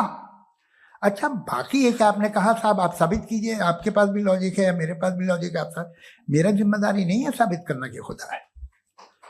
बर्टन रसल ने बड़ी अच्छी बात कही। बर्टन रसल ने बड़ी अच्छी बात कही। मैं आपसे अगर ये दावा करूं कि एक चाय की केतली मरीख के चारों तरफ घूम रही है, मार्स के चारों तरफ, तो ये आपका काम नहीं है कि आप साबित करें कि कोई चाय की केतली नहीं है। ये मेरा काम है, मैंने दावा किया है। ये दावा तो मजहबी लोग करते हैं कि खुदा है। मैं क्यों साबित करूं कि नहीं है? जब तक आप मुझे कन्विंस नहीं कर देंगे मैं नहीं मानूंगा। आपकी जिम्मेदारी है, मेरी जिम्मेदारी नहीं है। दोयम ये कि ये जो आप कह रहे हैं, जो गैप्स हैं, ये गैप जब जब किसी मजहब को चैलेंज करते हैं, जब ऐसा कोई बात आती है तो हंगामा हो जाता है कि जब वो चैलेंज करें किसी फेथ को। ये तमाम साइंस जो है इसे मुख्तलिफ जगहों पे मुख्तलिफ वक्तों में मजहब ने रोकने की कोशिश की है। ये किताब है religion and science, Burton Russell की, पढ़िएगा, अच्छी लगेगी आपको। तारीख ही है साइंस, मजहब की साइंस से उसका यही रिश्ता है। अच्छा, अब ये हम सोचें कि बहरहाल ये वजूद जो है मजहब और ये बिलीव इन गॉड इंसान को बेहतर बना देता है। तो एक काम कीजिए, हिंदुस्तान वर्ल्ड का नक्शा लीजिए और मार्क कीजिए कि रिलीजन कहाँ कहाँ ज़्यादा है, कहाँ कहाँ, चाहे वो लैटिन अमेरिका हो या मिडल ईस्ट हो या फार ईस्ट हो या हिंदुस्तान के वो इलाके जहाँ मजहबियत ज़्यादा है। रख दीजिए नक्शा अलग। अब दूसरा नक्शा कि कहाँ कहाँ नाइंसाफ़ी, रिप्रेशन, औरतों के हुकूक की पामाली, जुल्म, डिक्टेटरशिप कहाँ है। नक्शा एक ही होगा। तो आप मुझे बताएं कि जो इसका तरकीब इस्तेमाल क्या है। खुदा का तरकीब इस्तेमाल तो बताइए। आप छोटी सी दवा सड़क पे बेचते हैं, उसकी भी तरकीब इस्तेमाल बताते हैं। इसके इस्तेमाल से तो फायदा नहीं हुआ किसी को। जो सारे के सारे खराब मुल्क हैं, खराब समाज है, वो सारे जुल्म खुदा के नाम पे करते हैं। वो गलत करते हैं, सही करते हैं, मुझे क्या लेना देना उससे। इस्तेमाल से मालूम होता ना। एक विस्की की बोतल कभी शायद देखी हो आपने, लाल रंग की होती है, उस पर रोशनी और छिपड़ा इंतहाई खूबसूरत लगती है, क्या बिगाड़ रही है किसी का। उसका इस्तेमाल गलत है, इसलिए आप उसे नापसंद करते हैं। इसका इस्तेमाल गलत है, इस तसव्वुर का इस्तेमाल ही गलत है और हमेशा से गलत हुआ है। आप देख लीजिए, इंसानी तारीख देख लीजिए, आज देख लीजिए, हिंदुस्तान देखिए, दुनिया देख लीजिए, क्या हो रहा है। इसे कैसे इस्तेमाल कर रहे हैं। फेथ वाले लोग क्या फेयर हैं, जस्ट हैं, जो अपने खुदाओं पे यकीन रखते हैं, वो किस तरह के लोग हैं। वो लोगों को इंसाफ देते हैं, वो बेहतर इंसान बने। तो इस दवा का फायदा क्या है। चलो बहुत फायदा हो रहा तो मैं इस्तेमाल कर लूंगा, मुझे तो इस दवा का कोई फायदा दिखता ही नहीं। मुझे तो ऐसा लगता, मैं एक और बात बताऊं, अगर कोई आदमी मजहबी है और अच्छा आदमी है तो मैं उसकी बहुत इज्जत करता हूं, इसलिए कि मेरा ख्याल है मजहबी आदमी का अच्छा होना मुझसे अच्छा होने से ज्यादा मुश्किल है। भाई हर चीज की एक लिमिट है। आप इतना भाग सकते हैं, इतना नहीं भाग सकते, इतना वजन उठा सकते हैं, इतना नहीं उठा सकते, इतना दूर देख सकते हैं, इतना दूर नहीं देख सकते। उसी तरह कॉमन सेंस कहता है कि आप में नेकी का भी एक कोटा होगा। अब आप अगर सुबह जाते हैं अपनी इबादत गाह और इबादत करते हैं, तो बाहर निकलते हैं तो आप तो यही महसूस करते हैं कि आपने एक बहुत अच्छा काम किया, आपकी नेकी का एक बहुत बड़ा कोटा खर्च हो गया जिससे किसी का कोई फायदा नहीं। मैं तो नहीं जाता हूँ तो मुझे तो किसी को खाना खिलाना पड़ेगा, किसी बेवा की मदद करनी पड़ेगी। मैं अपना कोटा कैसे कंज्यूम करूं?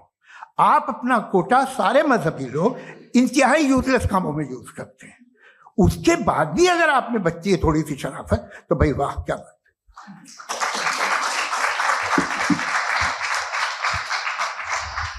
एक तो मुझे ये बात बहुत अच्छी लग रही है कि दोनों ही विद्वान समय को मानते हैं और बहुत समय से अपनी दलीलें और बाज दफा समय से पहले अपनी तकरीरें पूरी करके अपनी अपनी कुर्सी पर बैठ रहे हैं। ये इस आर्ग्यूमेंट का राउंड 2 पूरा हुआ। अब रिबटल का राउंड 2 है और उसके बाद क्रॉस एग्जामिनेशन होगा। नहीं, आपका आर्ग्यूमेंट हो गया सर। हमारे यहाँ स्कूल के सिलेबस में पंच परमेश्वर कहानी पढ़ाई जाती है, प्रेमचंद जी की लिखी हुई। आप निश्चिंत रहिए, आपके कोई राउंड में मिस नहीं होने दूंगा। रिबटल का राउंड 2 मुफ्ती शमाइल नदवी साहब।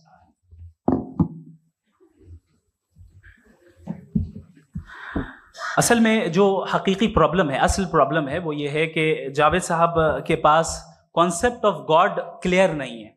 इन्होंने कहा कि कायनात से पहले खुदा तो था, तब भी तो टाइम होगा। ये टाइम कायनात का हिस्सा है। हम खुदा, उस खुदा को मानते हैं, नेसेसरी बीइंग का टाइमलेस होना जरूरी है, चूंकि वो टाइम का क्रिएटर है। जब उसने टाइम को क्रिएट किया तो वो खुद टाइम पे कैसे होगा? उसने जब स्पेस को क्रिएट किया तो खुद स्पेस में कैसे होगा? अगर वो टाइम एंड स्पेस को पहले से ही उसका पाबंद है तो फिर किस चीज को उसने क्रिएट किया? लिहाजा ये सवाल गलत है कि खुदा था तो टाइम होगा। बिल्कुल नहीं, टाइम के पाबंद हम है, खुदा नहीं है। हम फिजिकल वर्ल्ड से ताल्लुक रखते हैं, वो मेटाफिजिकल रियलिटी है। दूसरी चीज इन्होंने मिसाल दी कि चाय की केतली हवा में घूम रही होगी, और पता नहीं शायद वो बर्टन रसल का उन्होंने हवाला दिया। बहरहाल यही प्रॉब्लम है। प्रॉब्लम यही है कि हम चीजों के दरमियान डिफरेंशिएट नहीं कर पाते।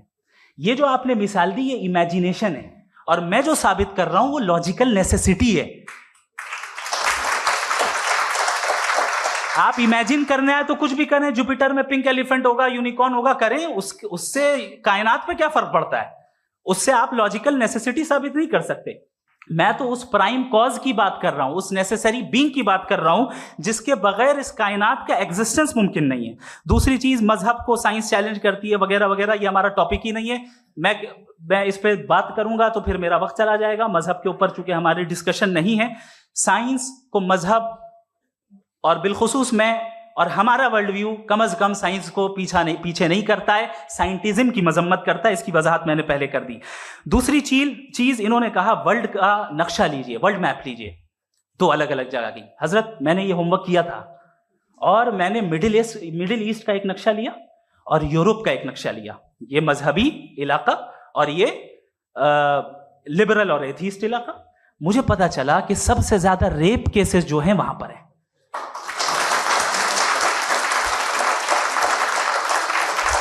मुझे ये पता चला यूएन की रिपोर्ट के मुताबिक, मैं ये अपने घर से नहीं लेके आ रहा, कि जो वर्किंग वुमेन है यूरोपियन कंट्रीज में, उसमें 81% वुमेन सेक्सुअल हैरेसमेंट का वर्क में शुमार हो रही है। ये मिडिल ईस्ट में नहीं हो रहा है, वो मजहबी लोग हैं इसलिए नहीं हो रहा है। दूसरी चीज, आपने ये कहा कि मजहबी आदमी का अच्छा होना हमारे अच्छे होने से बहुत मुश्किल है, बहुत मुश्किल है। तो इसका मतलब यह है कि गॉड के अलावा आपके पास अच्छे और बुरे का कोई स्टैंडर्ड है। मैं चाहूंगा कि कन्वर्सेशनल स्टाइल वाले डिस्कशन और सेगमेंट पे इसी पे बात कर लेते हैं। Thank you very much.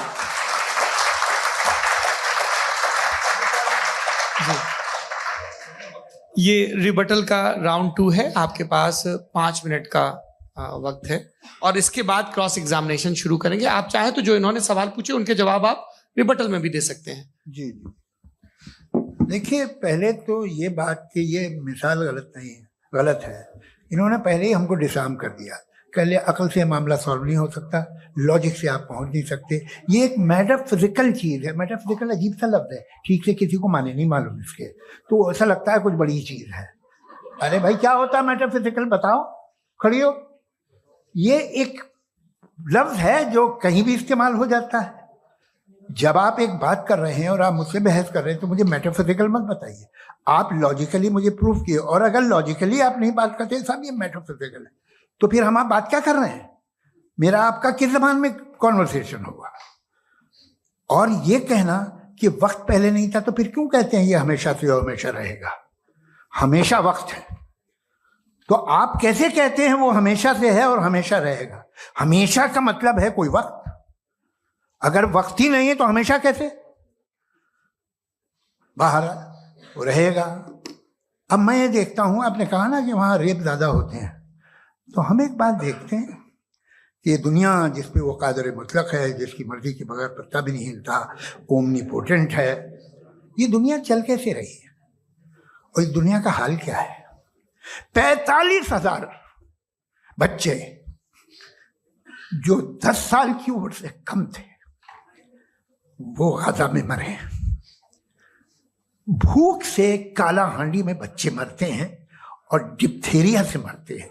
Diphtheria अजीब मर्ज है, गले में जाली बनना शुरू होती है, बच्चा नीला हो जाता है, गरीब का बच्चा, इसलिए कि पास इलाज नहीं। ये कादर मुतलक है जो चाहे कर दे, इससे आप दुआएं मांगते हैं हमारी ये काम कर दे वो कर दे, तो इसका मतलब डे टू डे लाइफ में वो इंटरफेयर करता है और ये देख रहा है वो।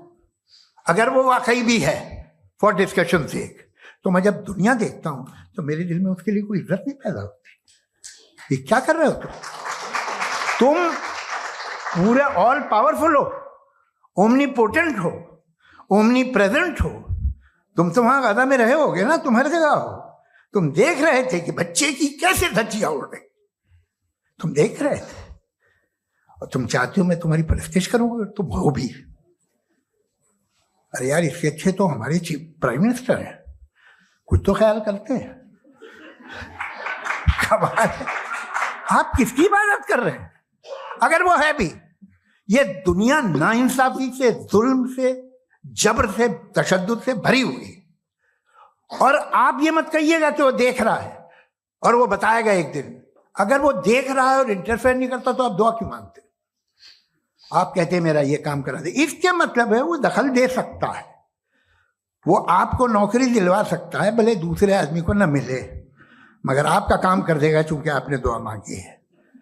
तो जब वो आपको नौकरी दिला सकता है, लड़की की शादी कर सकता है, बेटे को ग्रीन कार्ड दिलवा सकता है, तो कम से कम ये जो मर रहे हैं बच्चे, इनको रोक दे, कुछ तो करे।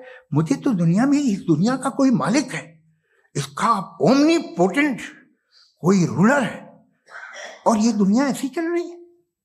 मैं तो चाहूंगा कि भाई ना हो, अगर हो तो बड़ी शर्मिंदगी की बात है। शुक्रिया।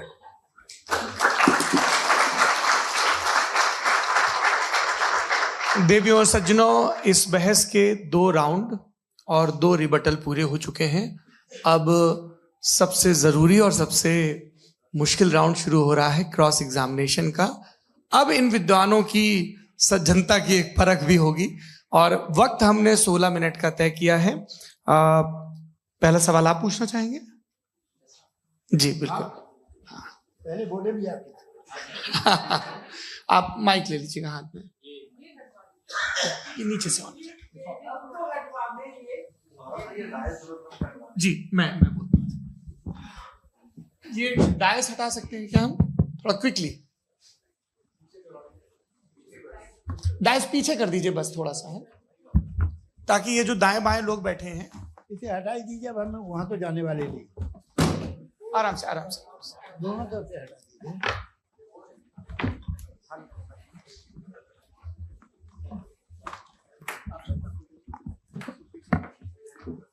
इस बीच आप लोग भी अपने अपने सवाल तैयार कर लें। ये ध्यान रखेंगे कि मैं यहाँ से सवाल लूंगा, आप लोगों को अपना हाथ ऊपर करना है, अपना नाम बताना है और अधिकतम 3 वाक्यों में अपना सवाल पूरा करना है। कई लोग सवाल की जगह भाषण देने लगते हैं, उससे आज बचना है।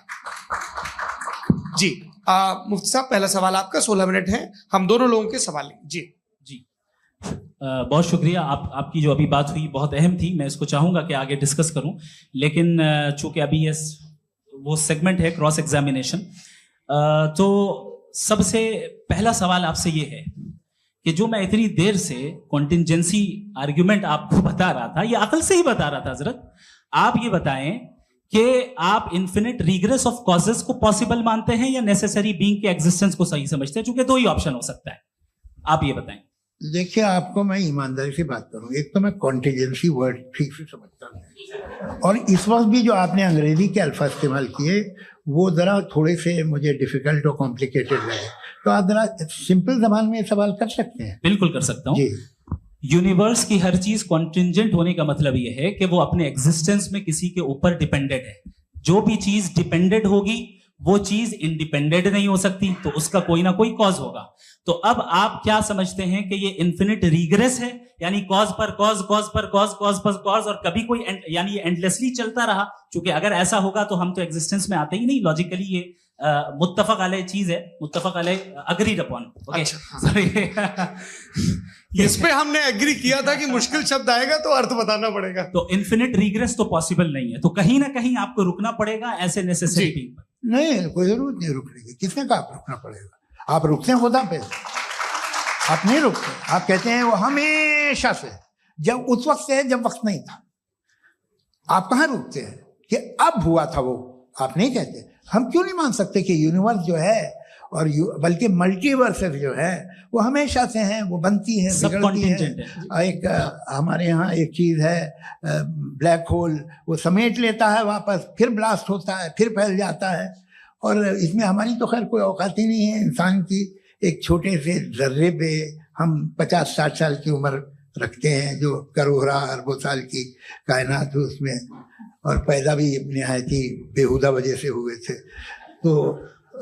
तो इसमें है ये सोचना कि इसकी वजूहात और ये क्यों है, ये डिपेंडेंट है, ये हम देख रहे हैं। क्या मालूम, आप सोचिए कि ये जो फैल रही है कायनात, ये कहाँ फैल रही है, ये कहाँ जा रही है, और ये फैल क्यों रही है? अरे बना ली थी तुमने, रुको भैया, काफी है।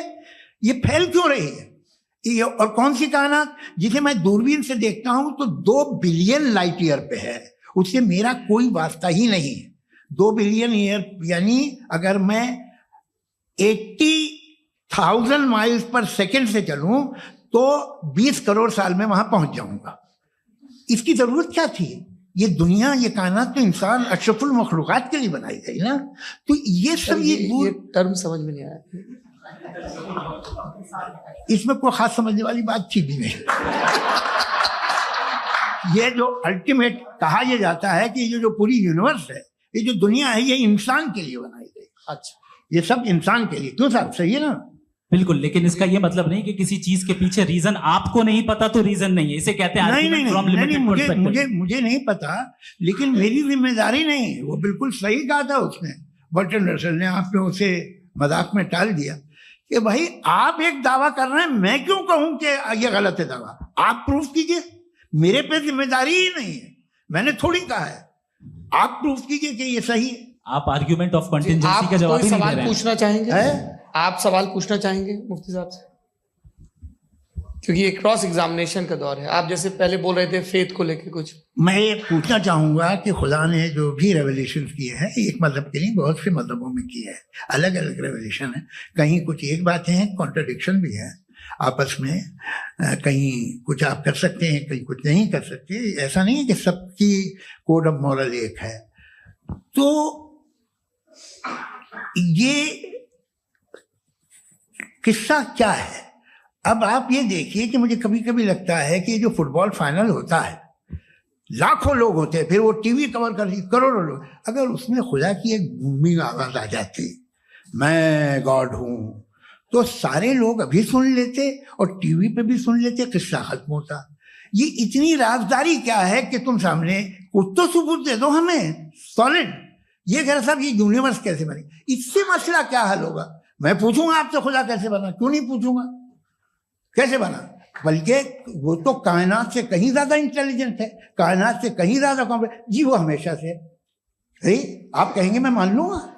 अच्छा, दोयम वो कादिर मुतलक, यानी कादिर मुतलक का मतलब ओमनीपोटेंट, वो जो चाहे कर सकता है। आपको नौकरी दिलवा सकता है, आपकी अच्छी जगह शादी करवा सकता है, आपके पड़ोसी आपका मुकदमा हरवा सकता है, आपको जिता सकता है, सब काम करता है। थोड़ा सा माइक क्लोज जी। वो इस दुनिया को चला कैसे रहा है, ये दुनिया कैसे चल रही है, आपको इस पे हैरत नहीं होती?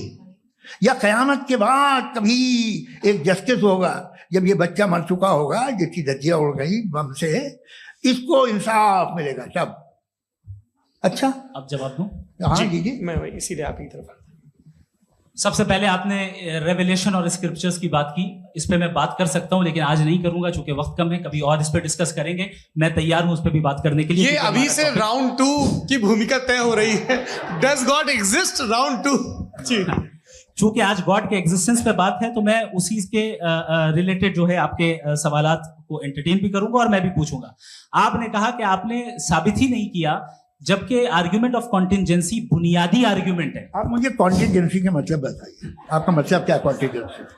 कॉन्टिंजेंसी का मतलब यह हुआ कि हर वो वजूद जो किसी भी चीज का पाबंद है, हर वो वजूद या हर वो चीज जो अपने एग्जिस्टेंस में किसी भी चीज के पाबंद है और उससे बाउंड है, उसको उसकी जरूरत है, उस पर डिपेंड करती है, तो जाहिर सी बात है कि उसका कोई ना कोई कॉज होता है। ये तो अक्ल की बात है, ये आप रीजनिंग की बात करते हैं, मैं वही कर रहा हूं। दूसरी चीज, आपने ये बात कही कि इतने बिलियन लाइट ईयर्स दूर है, उसका मेरा क्या लेना देना। फिर मेरे ख्याल से आपको ये नहीं कहना चाहिए I think therefore I am an atheist. आपको सोचना चाहिए, सिर्फ आप एक लिमिटेड दायरे में रहकर नहीं सोचें बल्कि बाहर निकलकर सोचें।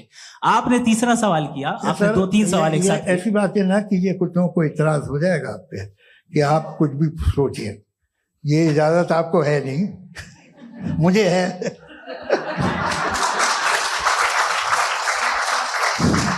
जी। आपने प्रॉब्लम ऑफ इविल के ताल्लुक से सवाल किया और बार बार आप एक लफ्ज रिपीट कर रहे हैं कि ओमनीपोटेंट गॉड है, ऑल पावरफुल गॉड है। यही तो दरअसल समझना है कि गॉड का कॉन्सेप्ट क्या है। प्रॉब्लम ऑफ इविल जो है, प्रॉब्लम ऑफ इविल दर हकीकत 2 असम्पशंस पर कायम है। अगर आप इन 2 असम्पशंस को समझ जाएं तो ये प्रॉब्लम नहीं रहेगी, आर्ग्यूमेंट आपको समझ में आ जाएगी कि ये कोलैप्स कर जाता है। पॉइंट नंबर 1, यानी जो आपका सबसे पहला फॉल्स असम्पशन है कि गॉड मर्सीफुल है, ओमनीपोटेंट है, दुनिया में जुल्म हो रहा है।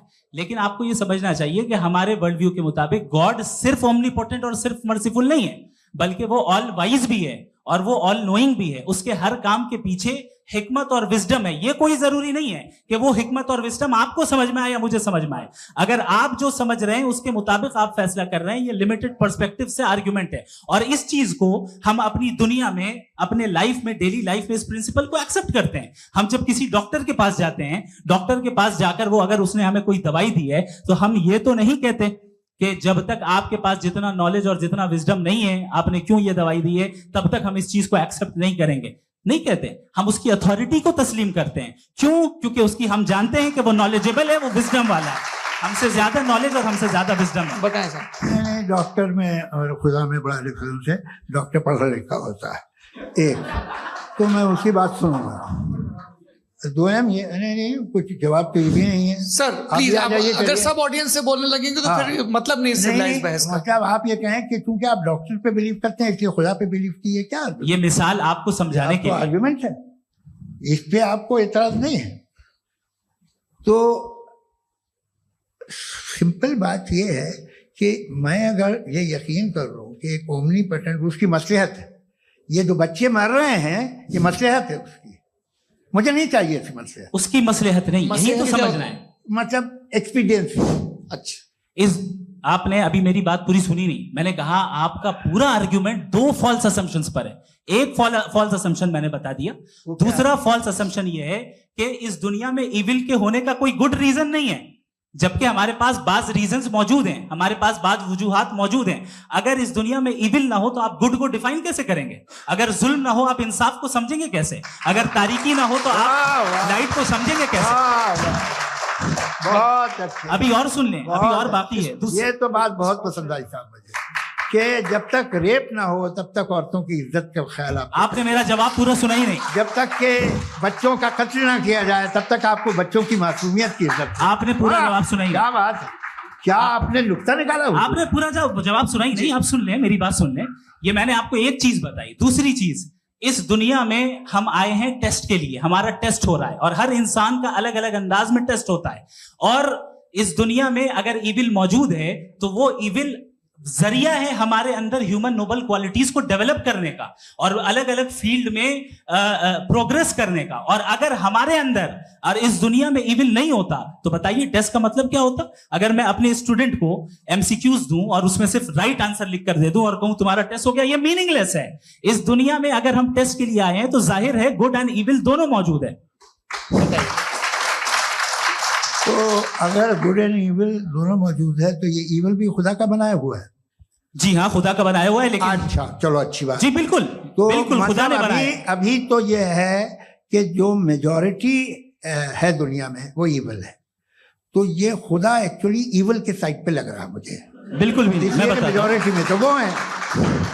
क्या बात कर रहे हैं भाई आप? कोई भी जो मुंसिफ होगा, चाहे आपका अपना घर हो जिसके आप सबसे बड़े हैं, चाहे आपकी ऑर्गेनाइजेशन हो जो आप चलाते हैं, वहां पर आप इविल रखेंगे साबित करने को कि बाकी लोग शरीफ हैं? मेरी बात सुनिए। क्या ये आर्ग्यूमेंट ही गलत है? अगर कि जब तक के कोई इविल नहीं होगा तब तक के शरीफ आदमी शरीफ नहीं लगेगा। अगर एग्जामिनर गलत ऑप्शन दे रहा है तो एग्जामिनर इविल नहीं हो गया, जो गलत ऑप्शन को सेलेक्ट कर रहा है वो फेल होगा। क्रिएटर ने इविल को बनाया है लेकिन वो इविल नहीं है। अच्छा सुनिए मेरी बात, let me complete sir. Creator ने इविल को बनाया है टेस्ट के लिए, वो इविल नहीं है। इविल वो होगा जो उसे इख्तियार करेगा। छुरी को बनाने वाला गलत नहीं होता है, छुरी का गलत इस्तेमाल करने वाला गलत होता है। रेप को कैसे गलत इस्तेमाल करते हैं? रेप इंसान के फ्री विल का नतीजा है। ये रेप कैसे गलत इस्तेमाल होता है? ये अब सुन ले गलत इस्तेमाल होता है। हाँ मैं बता रहा हूँ ना, कैसे गलत? मैं बता रहा हूँ कि जो इविल इस दुनिया में मौजूद है उसके कई सारे तरीके हैं। एक तरीका इंसान का अपना फ्री विल है। अब अगर कोई रेपिस्ट रेप कर रहा है तो इसका गॉड का कसूर नहीं है, वो अपने फ्री विल का गलत इस्तेमाल कर रहा है, उसको सजा मिलनी चाहिए। अच्छा, और उसी के लिए जहन्नम बनाई गई है। ये फ्री विल का भी बड़ा चक्कर। आप जब कोई बुरा काम करते हैं या कोई बुराई होती है तो ये कहा जाता है कि ये फ्री विल है। 7 billion free wills are moving on this planet. 7 billion free will. और एक आदमी अपनी फ्री विल से मुझे कत्ल कर दे तो मैं खुदा की मर्जी से मरा हूं कि इसकी फ्री विल की वजह से? मेरी मौत खुदा के हाथ है या ये फ्री विल वाले के हाथ है? खुदा ने फ्री विल का निजाम बनाया है और उस निजाम का गलत इस्तेमाल करके कोई आपको मार रहा है, इस्तेमाल करके मेरा कत्ल कर देता है। अब मेरी मौत का जिम्मेदार कौन है? वो इंसान जिम्मेदार है। वो इंसान जी। तो ये कहना कि और उसको सजा मिलेगी। तो अब आप आगे चलिए कि ये तय करना कि अल्लाह ही या अल्लाह ने खुदा ही जिंदगी देता है, खुदा ही मौत देता है, ये गलत है। बिल्कुल गलत नहीं है। हाँ, नहीं, निजाम उसी ने बनाया फ्री विल का। निजाम मौत और हयात का उसी ने बनाया। You are contradicting yourself. अभी आपने कहा कि एक आदमी ने फ्री विल से आपको मार दिया, इसमें उसे फ्री विल दी गई थी, उसने गलत इस्तेमाल किया। 7 billion free wills are moving on this planet और आप चाह रहे हैं कि मैं सिर्फ खुदा का ध्यान करूं। ये 7 बिलियन फ्री विल्स को मुझे लुक आफ्टर करना पड़ेगा कि नहीं? ये तो तबाहियां कर रही हैं और तबाहियां ज्यादा हो रही हैं। बिल्कुल। तो अगर आप बताएं अगर खुदा नहीं है फॉर एग्जाम्पल, तो आप इविल को कैसे डिसाइड करेंगे? यानी how can you define evil objectively without God? Evil को डिफाइन देखिए, दुनिया में 2 तरह के जानवर हैं। एक जो अकेले रहते हैं जंगल में और एक जो ग्रुप्स में रहते हैं। ग्रुप में जो भी रहेगा, चाहे वो आपका फाउंडेशन हो, चाहे कोई क्लब हो, चाहे कोई पॉलिटिकल पार्टी हो, चाहे कोई यूनिट हो, उसमें आपको इंटरैक्ट करने के रूल बनाने पड़ेंगे। यानी लोग तय करेंगे। अगर लोगों ने ये तय किया कि किसी का रेप करना सही, आप जस्टिफाई करेंगे? आपका फाउंडेशन तो ये हो गया ना कि लोग ही विल डिसाइड करेंगे। नहीं। अरे दुनिया में ऐसे ग्रुप्स हैं जो रेप को जायज मानते हैं सर्टेन हालात में। मैं डिटेल में नहीं जानूंगा, आप भी जानते हैं। ये जो आईसिस वाले थे जिन्होंने क्या किया था, तो उन्होंने क्या किया उसका खुदा से कोई ताल्लुक नहीं है सर। मैंने सिंपल सवाल किया कि इविल को आप डिफाइन करते कैसे हैं? आइए वापस आइए जी। आप साथ में तभी रह सकते हैं जब कुछ आप ऐसे उसूल डेवलप करें जिसमें हर एक का बेसिक तहफ़्फ़ुज़, हर एक का बेसिक राइट हो और हर एक को कोई आराम मिले। यही तरीका है किसी भी ऑर्गेनाइजेशन जिसमें एक से ज़्यादा लोग हैं और वो ऐसे चलती है जिंदगी। उसमें अगर आप गड़बड़ करेंगे तो तबाही होगी, नुकसान होगा, बर्बादियां आएंगी। और अगर उसमें आप घर ले लीजिए ना, एक हस्बैंड है, एक वाइफ है, बच्चे हैं, वालदा भी हैं, 2 बहनें भी हैं, एक भाई भी है। अब इसमें कोई निज़ाम आपको चाहिए साथ में रहने का, और एक दूसरे पे भरोसा रहे, एक दूसरे के बहीख्वाह हों, एक दूसरे की मदद करें, ऐसी जिंदगी। सर आपकी बात आ गई, आप ये कह रहे हैं कि लोग डिसाइड करेंगे क्या सही है क्या गलत है, यही है मेजॉरिटी डिसाइड करेगी क्या सही है क्या गलत है? अरे भाई बिल्कुल। मेजॉरिटी अगर ये कहे कि नाजी जर्मनी के साथ जिस तरह मेजॉरिटी थी कि जेनोसाइड करना सही, आप जस्टिफाई करेंगे? उस वक्त आपका ये उसके बाद क्लोजिंग। हाँ, उस वक्त प्लेनेट पे जो लोग थे, उनमें कितने लोग हिटलर को सही समझते? अच्छा, प्लेनेट की मेजॉरिटी तय करेगी, सोसाइटी की नहीं। प्लेनेट की मेजॉरिटी गॉड के एग्जिस्टेंस को सही मानती है, आप क्यों नहीं मानते?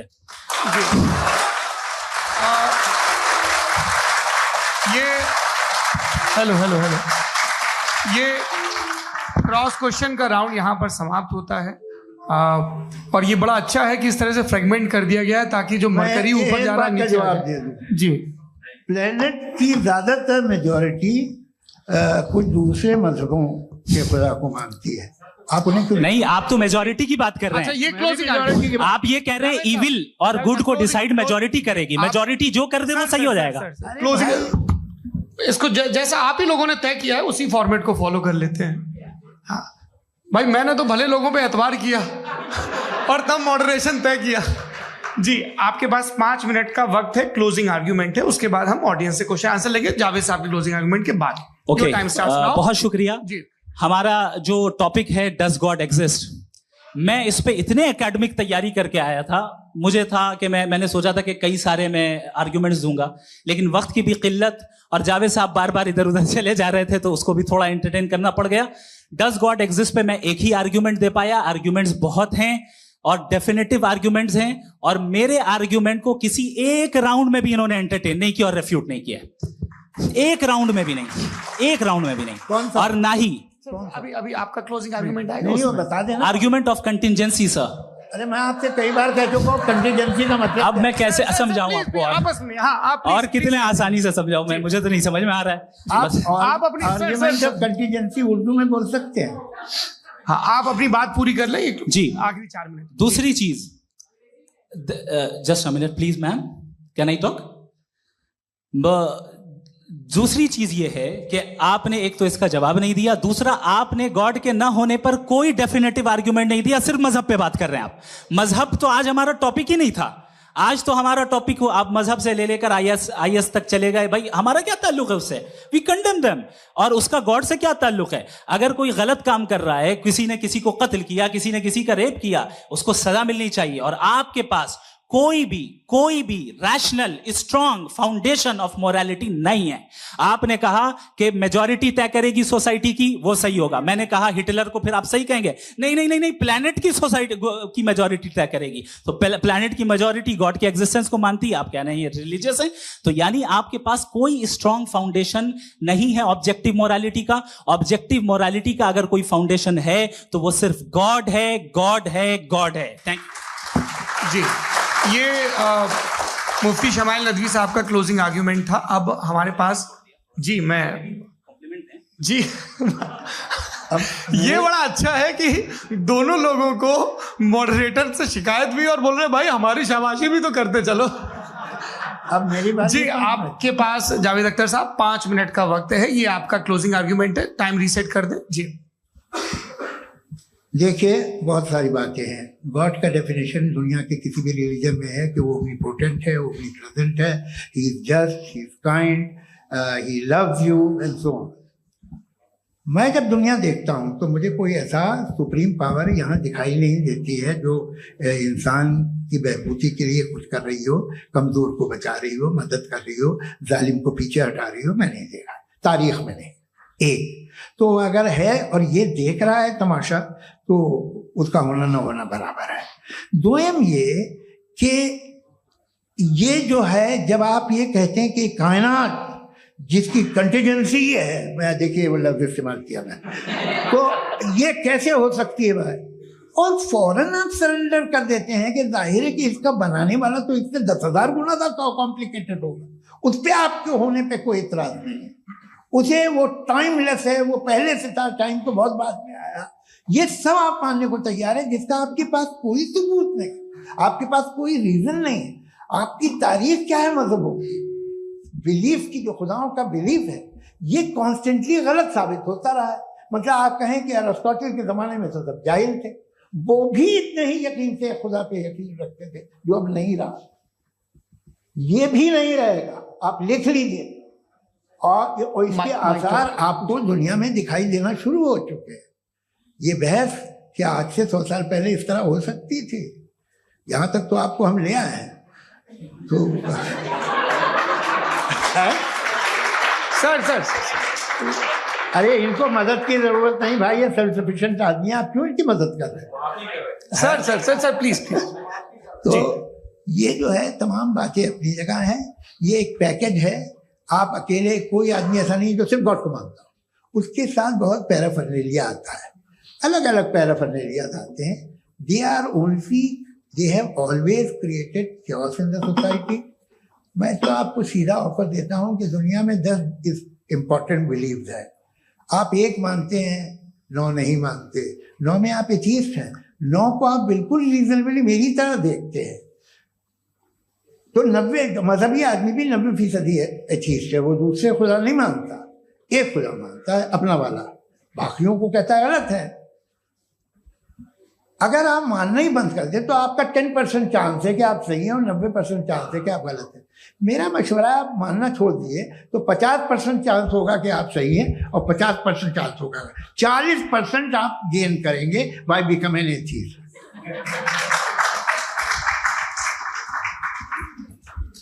ये एक फरसूदा ख्याल है, ये खत्म हो रहा है। हो सकता है मेरी जिंदगी में ना हो, लेकिन ये हो जाएगा। जो बातें ये इनको आप मेटाफिजिकल, ये वो ऐसे रिस्पेक्टेबल टर्म दे दिए, ये तो उन लोग के हैं जिन्हें ना फिजिक्स मालूम थी ना मेटा मालूम था, ये उन्होंने आपको दिए हैं।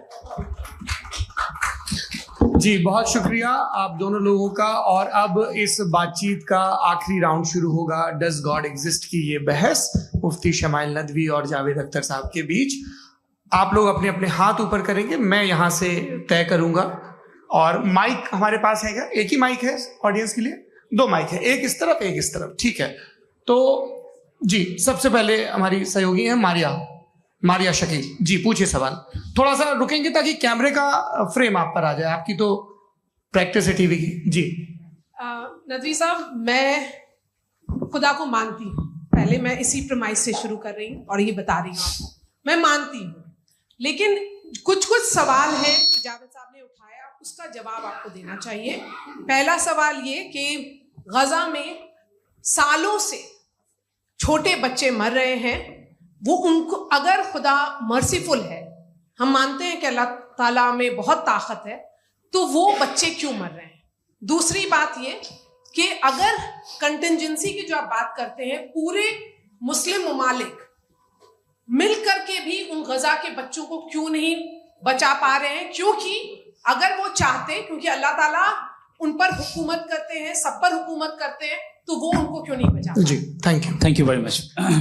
बहुत अच्छा किया आपने इस चीज को जिक्र कर दिया, मैं इसको और अच्छे से एक्सप्लेन करने की कोशिश करता हूं।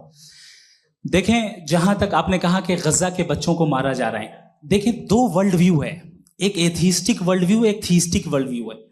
बच्चे मर रहे हैं दोनों वर्ल्ड व्यू में, लेकिन हमारा वर्ल्ड व्यू कह रहा है कि रिकॉम्पेंस है, ये कह रहे हैं कि उनका मरना बेकार जाने वाला है, कोई उसका रिकॉम्पेंस नहीं है, चूंकि इनके यहाँ आखिरत और अल्लाह का कोई तसव्वुर या गॉड का कोई तसव्वुर नहीं है। आपने ये सवाल किया कि गॉड मर्सीफुल है, क्यों नहीं रोकता? ये मैंने बताया कि ये मिसकंसेप्शन है लोगों के दरमियान कि गॉड को सिर्फ मर्सीफुल और ओमनीपोटेंट समझते हैं। गॉड के सिर्फ यही 2 एट्रीब्यूट्स नहीं है, गॉड के कई सारे एट्रीब्यूट्स हैं, उनमें से अल हकीम भी है, उनमें से ऑल वाइज भी है, ऑल नोइंग भी है। लिहाजा अगर इस दुनिया में किसी को तकलीफ आ रही है और गॉड उसको नहीं रोक रहा है, वो इसलिए नहीं रोक रहा है चूंकि इंसानों को फ्री विल दिया गया है। ठीक इसी तरीके से अगर एक डॉक्टर किसी छोटे बच्चे को इंजेक्शन लगा रहा है, उसे तकलीफ पहुंच रही है, उसके लिमिटेड पर्सपेक्टिव के एतबार से ये गलत हो रहा है और डॉक्टर बुरा है, लेकिन जब आप ब्रॉडर पिक्चर को देखेंगी, आपके और हमारे पास सिर्फ एक पिक्सल है, हमें इतना नजर आ रहा है कि गजा में कत्ल हो रहा है, लेकिन इसके पीछे कितना रिकॉम्पेंस उनको मिलने वाला है, पूरा पिक्चर गॉड के पास है। तो एक पिक्सल से आप पूरे पिक्चर को कभी भी जज नहीं कर सकती। आप इसमें कुछ जोड़ना चाहेंगे? आपको कुछ बोलना है इसमें? भैया आपने बहुत अच्छा जस्टिफिकेशन दिया। या आप वो जो वहाँ के प्राइम मिनिस्टर इजराइल के उन्हें भेजिए, वो बहुत खुश होंगे। आप जस्टिफिकेशन दे देना कि अगर गॉड नहीं है तो बच्चे क्यों मर रहे हैं, आप बताएं। वो ये सवाल पूछ रहे हैं कि अगर आप ईश्वर का अस्तित्व नहीं मानते हैं तो उन बच्चों की मौत को आप कैसे इंटरप्रेट करते हैं?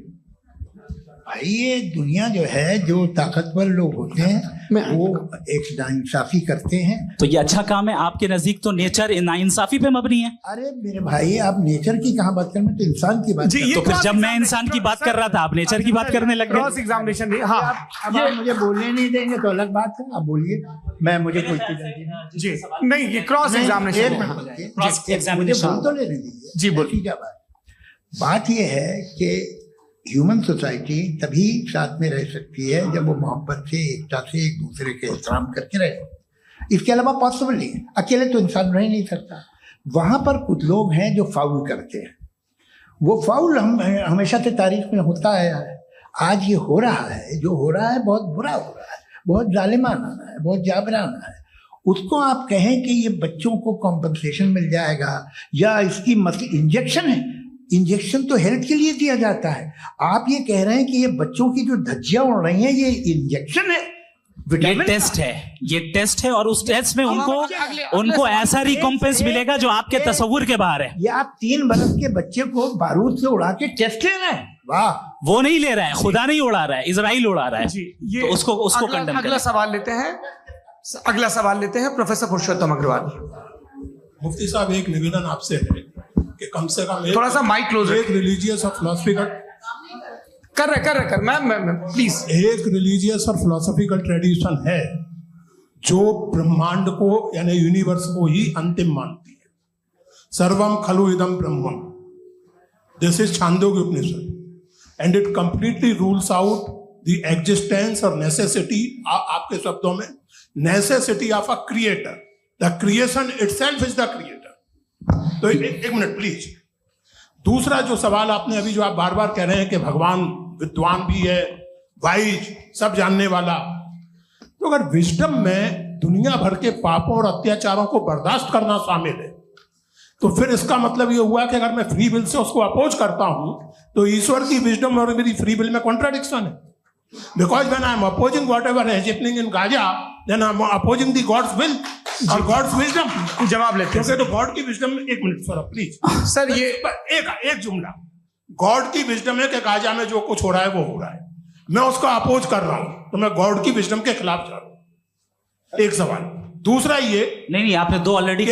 सर आप और सवाल कर लें, लेकिन मुझे 2 जवाब दे। पहले आपने ये कहा, सुनिए मेरी बात सुनिए। इजराइल के गॉड के मुताबिक तुम्हारा ठीक हो रहा है ना? नहीं हो रहा है, ठीक नहीं हो रहा है। मैं बता रहा हूँ क्या हो रहा है, आप तशरीफ रखें, मैं बता रहा हूँ क्या हो रहा है।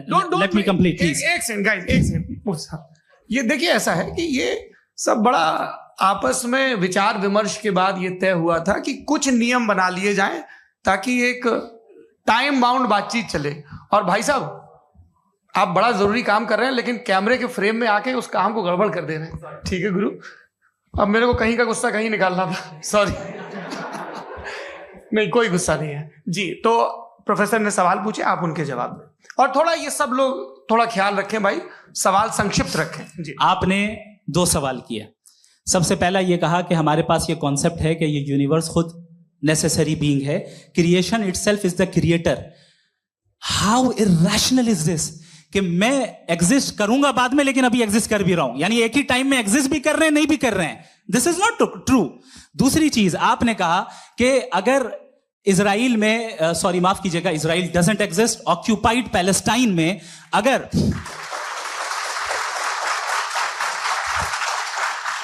ऑक्यूपाइड पैलेस्टाइन में बच्चों को मारा जा रहा है फ्री विल की वजह से और गॉड नहीं रोक रहा, ये कॉन्ट्रडिक्शन है। ये बताइए कि एक एग्जाम में एक बच्चा गलत आंसर लिख रहा है, सुनिए, एग्जामिनर चाहे तो रोक सकता है, क्यों नहीं रोक रहा है? ये कॉन्ट्रडिक्शन है, ये कॉन्ट्रडिक्शन नहीं है। नहीं सर, ये आपस में जी, ये क्या आपका सवाल? माइक दीजिए। फ्री विल दिया गया है टेस्ट के लिए, अकाउंटेबिलिटी के लिए। अगर फ्री विल नहीं होता तो आप कहते हैं हमें रोबोट बना दिया गया। नॉट मिसरिप्रेजेंट माय पोजीशन, आपकी जो भी पोजीशन, मैं अपनी फ्री विल के नाते, अपने ह्यूमन विजडम के नाते गाजा में हो रही अत्याचार का विरोध करता हूं। बिल्कुल करना चाहिए। के हिसाब से मैं गॉड की विजडम का विरोध कर रहा हूं? बिल्कुल नहीं, समाज हो रहा है गॉड की, बिल्कुल भी नहीं, बिल्कुल भी नहीं। उसका वहां पर गाजा में कत्ल होना ये इंसानों के गलत इस्तेमाल का नतीजा है, फ्री विल के इस्तेमाल का नतीजा है। गॉड इसका हुक्म नहीं देता, उससे रोकता है। यही तो मसला है ना। आपके लिए कॉन्सेप्ट क्लियर? नहीं भाई, आपने तो बताया था इंजेक्शन लगाने से बच्चे को तकलीफ होती है, ये इंजेक्शन लगा। सर आप ऐसे रेटोरिक स्टेटमेंट दे तब तो कोई मसला नहीं समझते रहेंगे। This is a rhetoric statement, this is not a logical argument sir. I am sorry. आखिरी 30 मिनट बड़े मुश्किल होने वाले हैं। जी, मुफ्ती साहब आगे बैठे हैं, इनको माइक दीजिए। हाँ, तरुण माइक आप अपने पास रखिए, आपको कैमरे का फ्रेम पता है। जी, सबसे पहले दोनों को मुबारकबाद। एक सर अपना आप नाम बता दें। आप अमेरिका में शिकागो में रहते हैं, इतना मुझे याद है। बताया आप। यासिर नदीम अलवाजदी मेरा नाम है। जावेद सर, आपसे क्वेश्चन है इन्फिनिट रिग्रेस के ताल्लुक से। एक हाइपोथेटिकल सिनेरियो है, मसलन अगर आप सर माइक थोड़ा सा प्लीज क्लोज रखिए। ओके जी, अगर आप शायर इसलिए हैं कि आपके कोई उस्ताद शायर थे, और वो इसलिए शायर थे कि उनके कोई उस्ताद शायर थे, और इसी तरीके से हम माजी में पीछे चलते चलते चले जाएं और कहीं ना रुके, तो माफ कीजिएगा आप कभी शायर नहीं हो सकते। लेकिन आप शायर हैं, आपका शायर एग्जिस्ट करता है, इसका मतलब यह है कि आप कहीं ना कहीं रुके हैं। तो मेरा सवाल यह है कि क्या आप इन्फिनिट रिग्रेस ऑफ कॉजेस को लॉजिकल फैलेसी मानते हैं या नहीं मानते? हाँ या ना?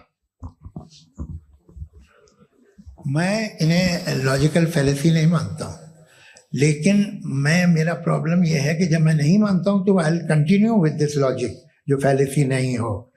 आप एक जगह रुक जाते हैं जाके, आप कहते हैं ये गेंद कैसे बनी, ये जजीरा कैसे बना, ये समंदर कैसे बना, ये जमीन कैसे बनी, और अचानक गॉड पे जाके आपको ब्रेक लग जाता है। एक बार आप सवाल नहीं करते कि भाई इनको बनाने वाला तो इनसे भी कॉम्प्लिकेटेड होगा, वो कैसे बना, उसके बारे में आपने इत्मीनान कर लिया वो हमेशा से। तो अगर आप उसे हमेशा से मानते हैं तो फिर ये मान लीजिए कि कायनात हमेशा से, क्या तकलीफ?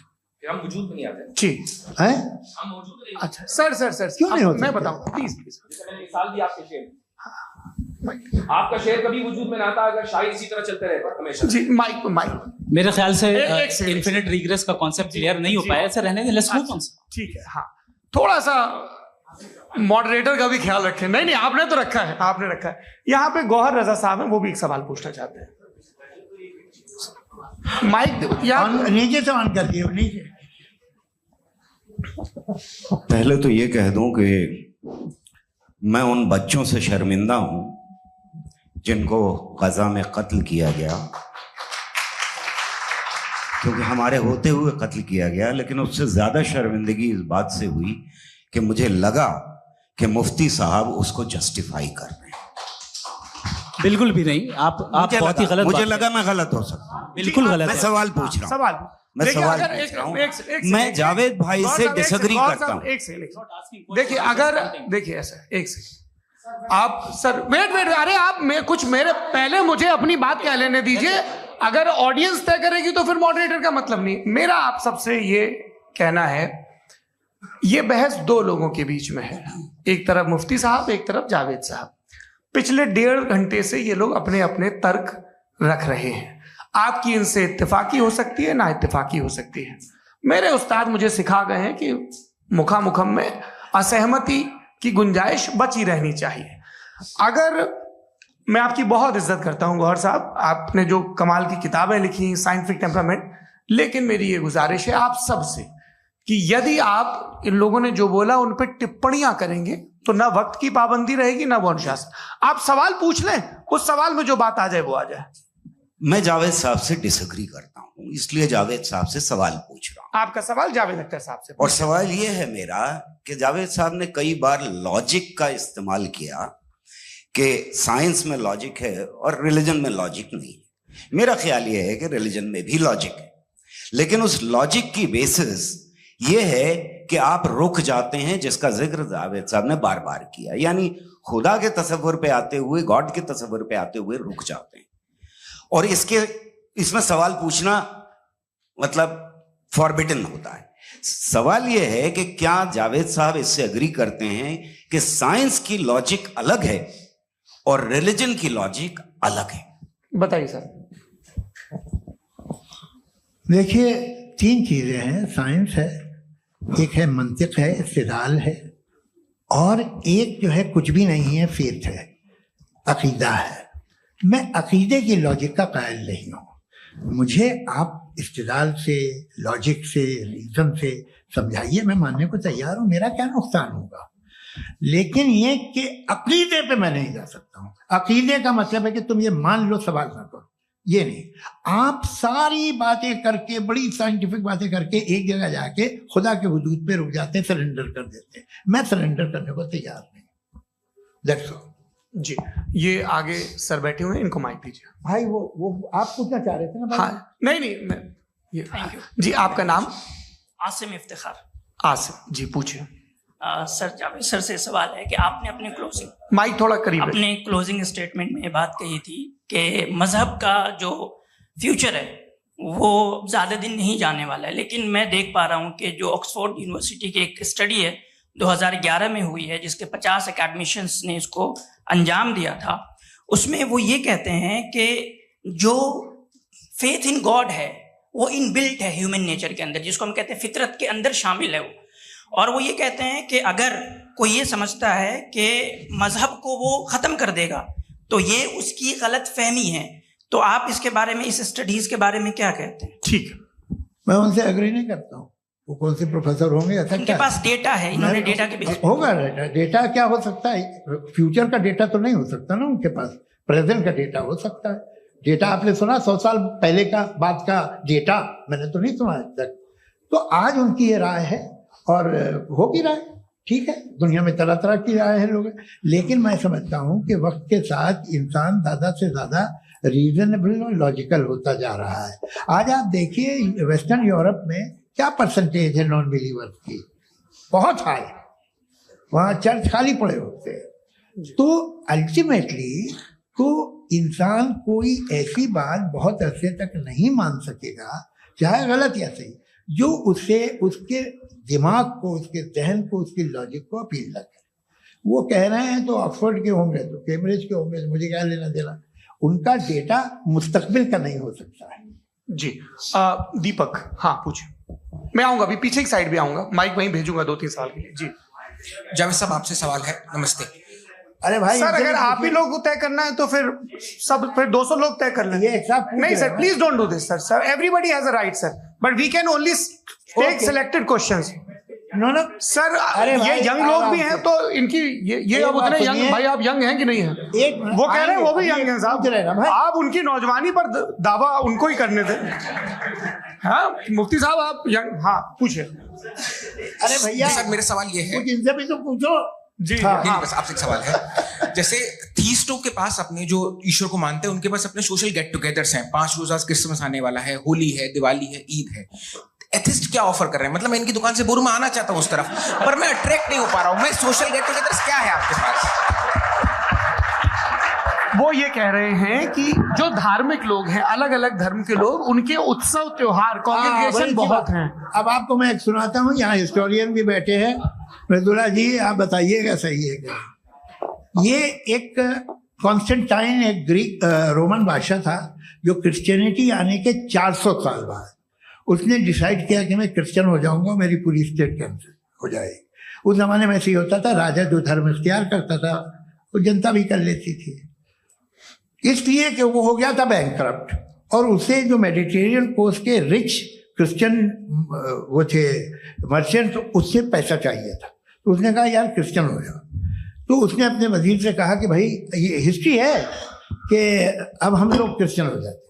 पहले सर हो जाएंगे, कोई प्रॉब्लम नहीं है, लेकिन एक प्रॉब्लम ये है कि 17 दिसंबर से 25 दिसंबर तक जो पेगन फेस्टिवल होता, जो पेगन जो फेस्टिवल होता है वो बंद हो जाएगा, इसलिए कि हम क्रिश्चियन हो गए तो होगा नहीं।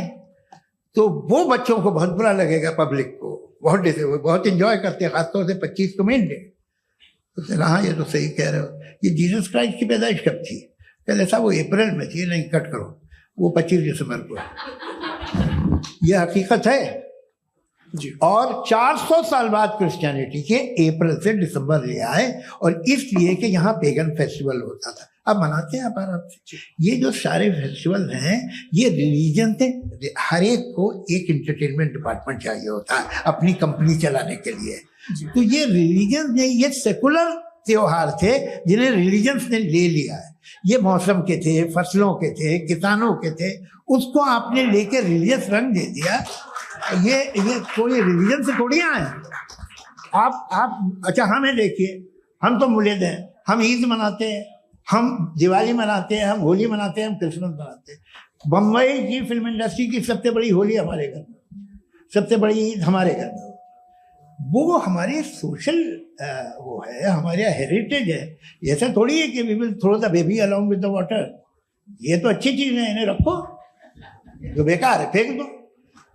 जी हाँ, हेलो जी, मेरा सवाल नादवी जी से है।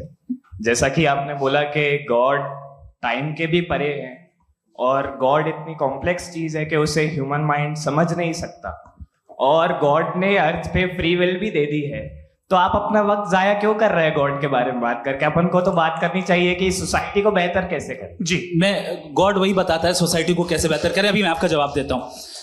आपने कहा कि टाइम पे वो एग्जिस्ट नहीं करता,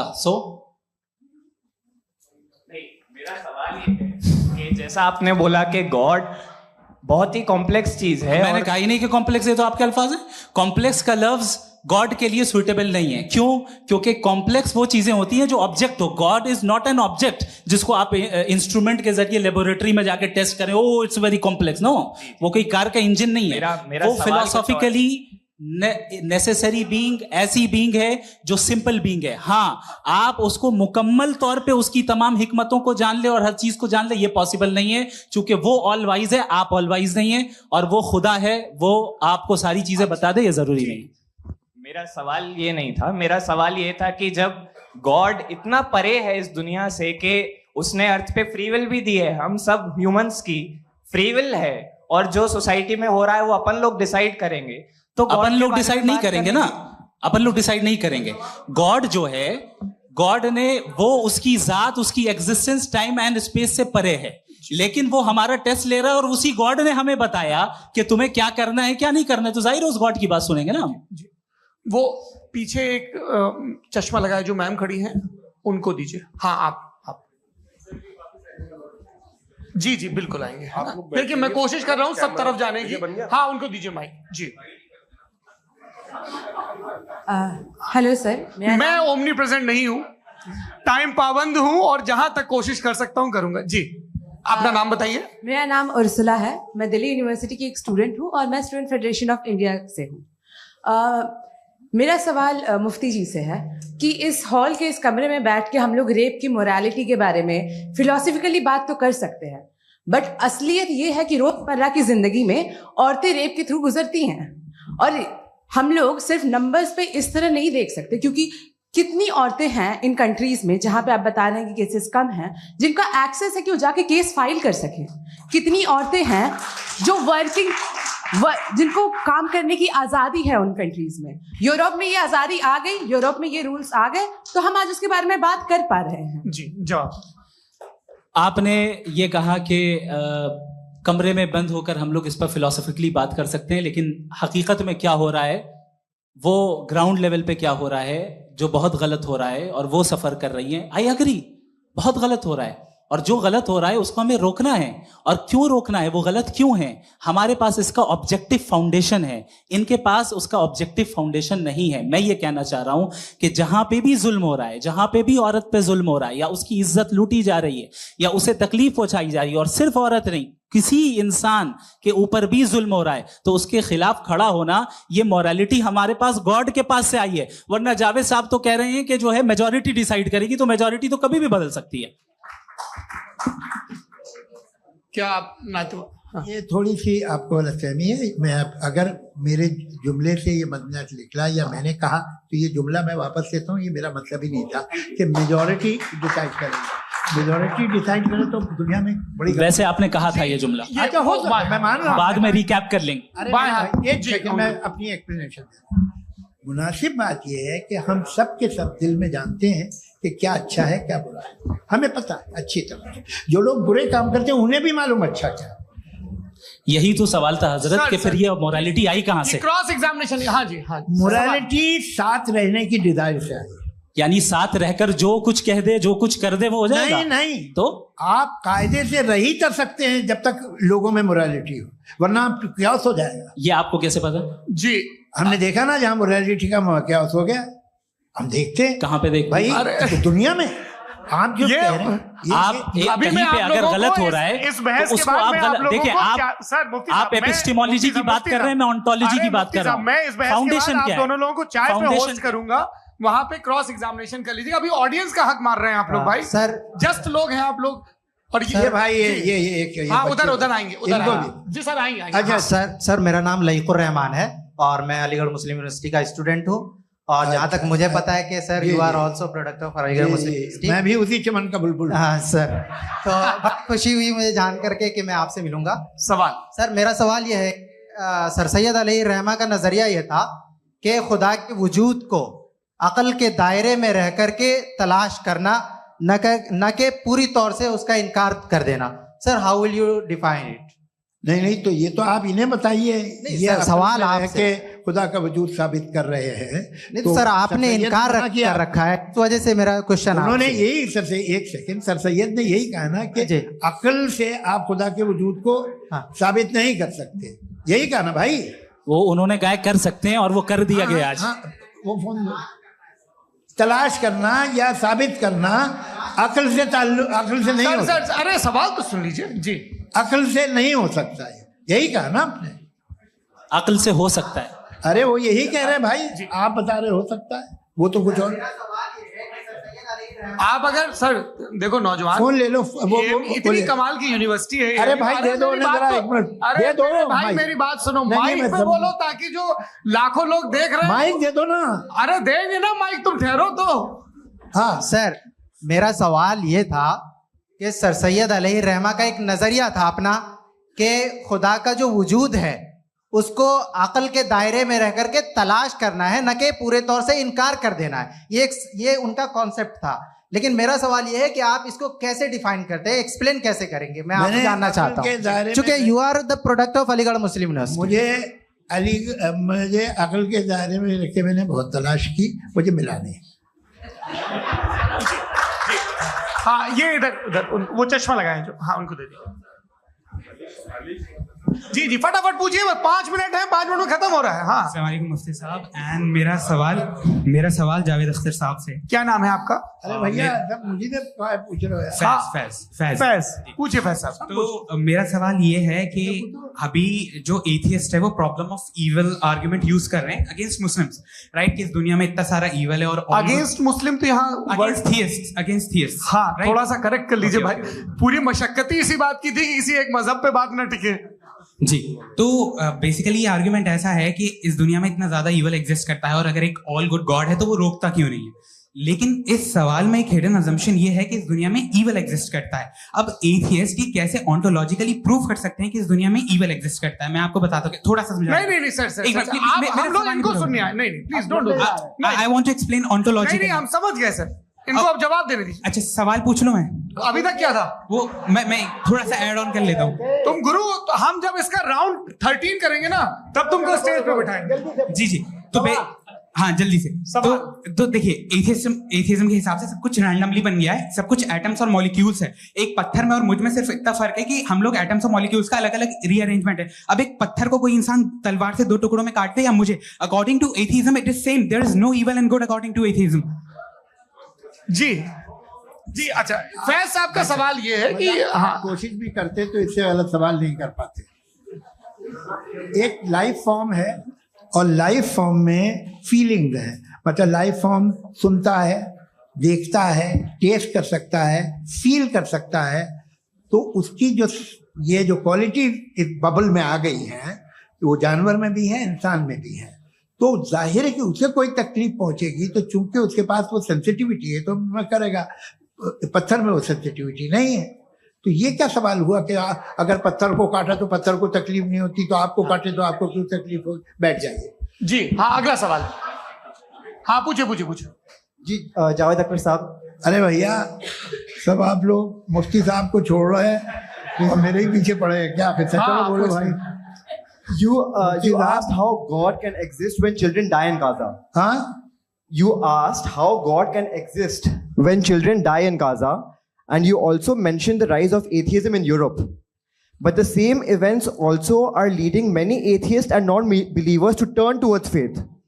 How do you interpret this contradiction, where suffering pushes some away from God, yet brings others closer to belief? देखिए, आपको एक बात बताऊं, दुनिया परफेक्ट तो कहीं भी नहीं है, हर जगह कुछ खामियां हैं। बेटा एक मिनट, मैं आप ही को कहेंगे, देखो वो तो कुछ खामियां, कमजोरियां, खराबियां सब जगह है। लेकिन अगर देखोगे ईमानदारी से कि दुनिया सबसे ज्यादा महज़ब कहाँ है, एक आम शहरी को कहाँ हुकूक हासिल हैं, वो बोल सकता है, अपनी मर्जी से काम कर सकता है, अपनी मर्जी से राय दे सकता है, हुकूमत के खिलाफ बोल सकता है, बरसर इख्तिदार लोगों के बारे में बोल सकता है, सरमायादारों के खिलाफ बोल सकता है। तो आपको ये स्कैंडिनेवियन कंट्रीज में मिलेगा, वेस्टर्न यूरोप में मिलेगा। मैं नहीं कह रहा वो परफेक्ट है, बिल्कुल नहीं, वहाँ बहुत खराबियां भी हैं, परफेक्ट तो कोई। लेकिन जिन जिन मुल्कों में, लैटिन अमेरिका देखो, गल्फ देखो, वहाँ पर आपको ये जरूर है कि रेप नहीं होते होंगे। रेप की जरूरत क्या है भाई? उसको तो खरीद लो, घर में रखो, सड़क पर रेप करने की क्या जरूरत है? मगर सुनिए सुनिए सुनिए, मगर हकीकत ये है कि वहाँ शख्सी आज़ादी राय देने की, बोलने की नहीं है। जी, ये एक आखिरी सवाल मुफ्ती साहब से। हाँ मैम, इनको माइक दीजिए। शुक्रिया। मेरा नाम मनीषा है, मैं हरियाणा से आई हूँ। मैं मुफ्ती साहब से एक बात पूछना चाहती हूँ। आप बार बार जावेद साहब को कॉन्ट्राडिक्ट तो कर रहे हैं कि आपने ये कहा, लेकिन आप भी अजम्पशंस के बेसिस पे बात कर रहे हैं। आपने खुदा के होने का कौन सा प्रूफ पेश किया है, खुदा की एग्जिस्टेंस का? अब इस सवाल को अलग रहने दीजिए, कौन एथीस्ट है कौन नहीं है। और दूसरी बात जो आपने एक छोटी सी कही थी कि ये फ्री विल का इस्तेमाल करता है इंसान अपनी, लेकिन उस फ्री विल का इस्तेमाल में मतलब खुदा ने ये दे दी सबको ये इजाजत कि वो कितना घिनौनापन और कितनी ज्यादा खराब से खराब तरीके इस्तेमाल कर सकते हैं। जवाब सुनते जी। आप फ्री विल को मानती है ना, या आप कहती है कि फ्री विल नहीं है ना? मानती है ना? तो अब आपके पास इसका कोई एक्सप्लेनेशन नहीं है कि अगर एक इंसान उस फ्री विल का इस्तेमाल करके गलत काम कर रहा है और बच के अच्छी जिंदगी गुजार के निकल जा रहा है, उसका कोई रिकॉम्पेंस नहीं है। हमारे वर्ल्ड व्यू में जो इंसान गलत काम कर रहा है उसको भी रिकॉम्पेंस यानी उसका बुरा बदला मिलना है, और जो सही काम कर रहा है उसको सही बदला मिलना है। लिहाजा जो फ्री विल है वो इस तरीके से है कि एक लिमिटेड टाइम तक खुदा ने मोहलत दी है। ऐसा ही नहीं कि छूट दे दी, जो करना है करते रहो हमेशा। वक्त आएगा जब एग्जाम का टाइम खत्म होगा तब रिजल्ट आएगा, दौराने एग्जाम जबरदस्ती आपको नहीं बताया जाएगा। अरे भाई एक सेकंड, जी सवाल मुफ्ती साहब से मेरा, मुफ्ती साहब से, जी हाँ हाँ हाँ, मैम रुक जाइए, आपसे आप इसके बाद आपसे यही रहेंगे वो। हाँ बोलिए। मैं मुफ्ती साहब एक ही सवाल करता हूँ कि अगर जो हो रहा है फ्री विल से हो रहा है और एक दिन बरोज़ क़यामत इंसाफ होगा मैशर में वगैरह वगैरह, तो दुआ क्यों मांगते हैं लोग? दुआ मांगते हैं इसके मतलब है अभी भी उसने ये डिपार्टमेंट रखा है कि मैं रोजमर्रा की जिंदगी में बिल्कुल बिल्कुल ही कैन। तो तुम कैन हो, तुम मुझे नौकरी दिला देते हो, मेरे बेटे को ग्रीन कार्ड दिला देते हो, और 45,000 बच्चे मरते उन्हें रोकते नहीं हो। नहीं तो क्या आप ये कह रहे हैं कि इस दुनिया में जालिमों को कभी पकड़ ही नहीं होती है? अरे जो भी पकड़ होगी वो बच्चे रोते हैं। बिल्कुल, देखिए मैंने अपने ओपनिंग स्टेटमेंट में यही कहा था कि जनाब जावेद साहब सिर्फ इमोशनल आर्गुमेंट देंगे। This is an emotional argument. ये छोटे मोटे इसके पीछे का रीजन मैंने बताया क्या है, इसके पीछे का रीजन क्या है मैंने बताया। मंच से आप लोगों को सज्जनों इसलिए कह रहा हूं ताकि थोड़ा सा आपके कॉन्शियंस पे जोर रहे कि आपको ऑर्डर बचा के रखना है। वक्त तय हुआ था, ये वक्त पूरा हुआ, आपने इतने धैर्य पूर्वक सुना, मैं आप सबका बहुत बहुत शुक्रगुजार हूं। यदि इन दोनों विद्वानों की इच्छा होगी तो कभी हम इस बातचीत का राउंड 2, राउंड 3, यही तो देखिए खूबी है इंसान की कि बहस मुबाहसे में वो पड़ा रहता है। आप लोगों ने बड़े धैर्य का परिचय दिया, बहुत बहुत शुक्रिया। इसी के साथ ये बातचीत यहाँ पे आप लोगों को मैं एक बात बता दूं, ये सारी बहस हो गई, अब मुफ्ती साहब और बड़े मुफ्ती साहब इन साथ के साथ मैं खाना खाने वाला हूँ।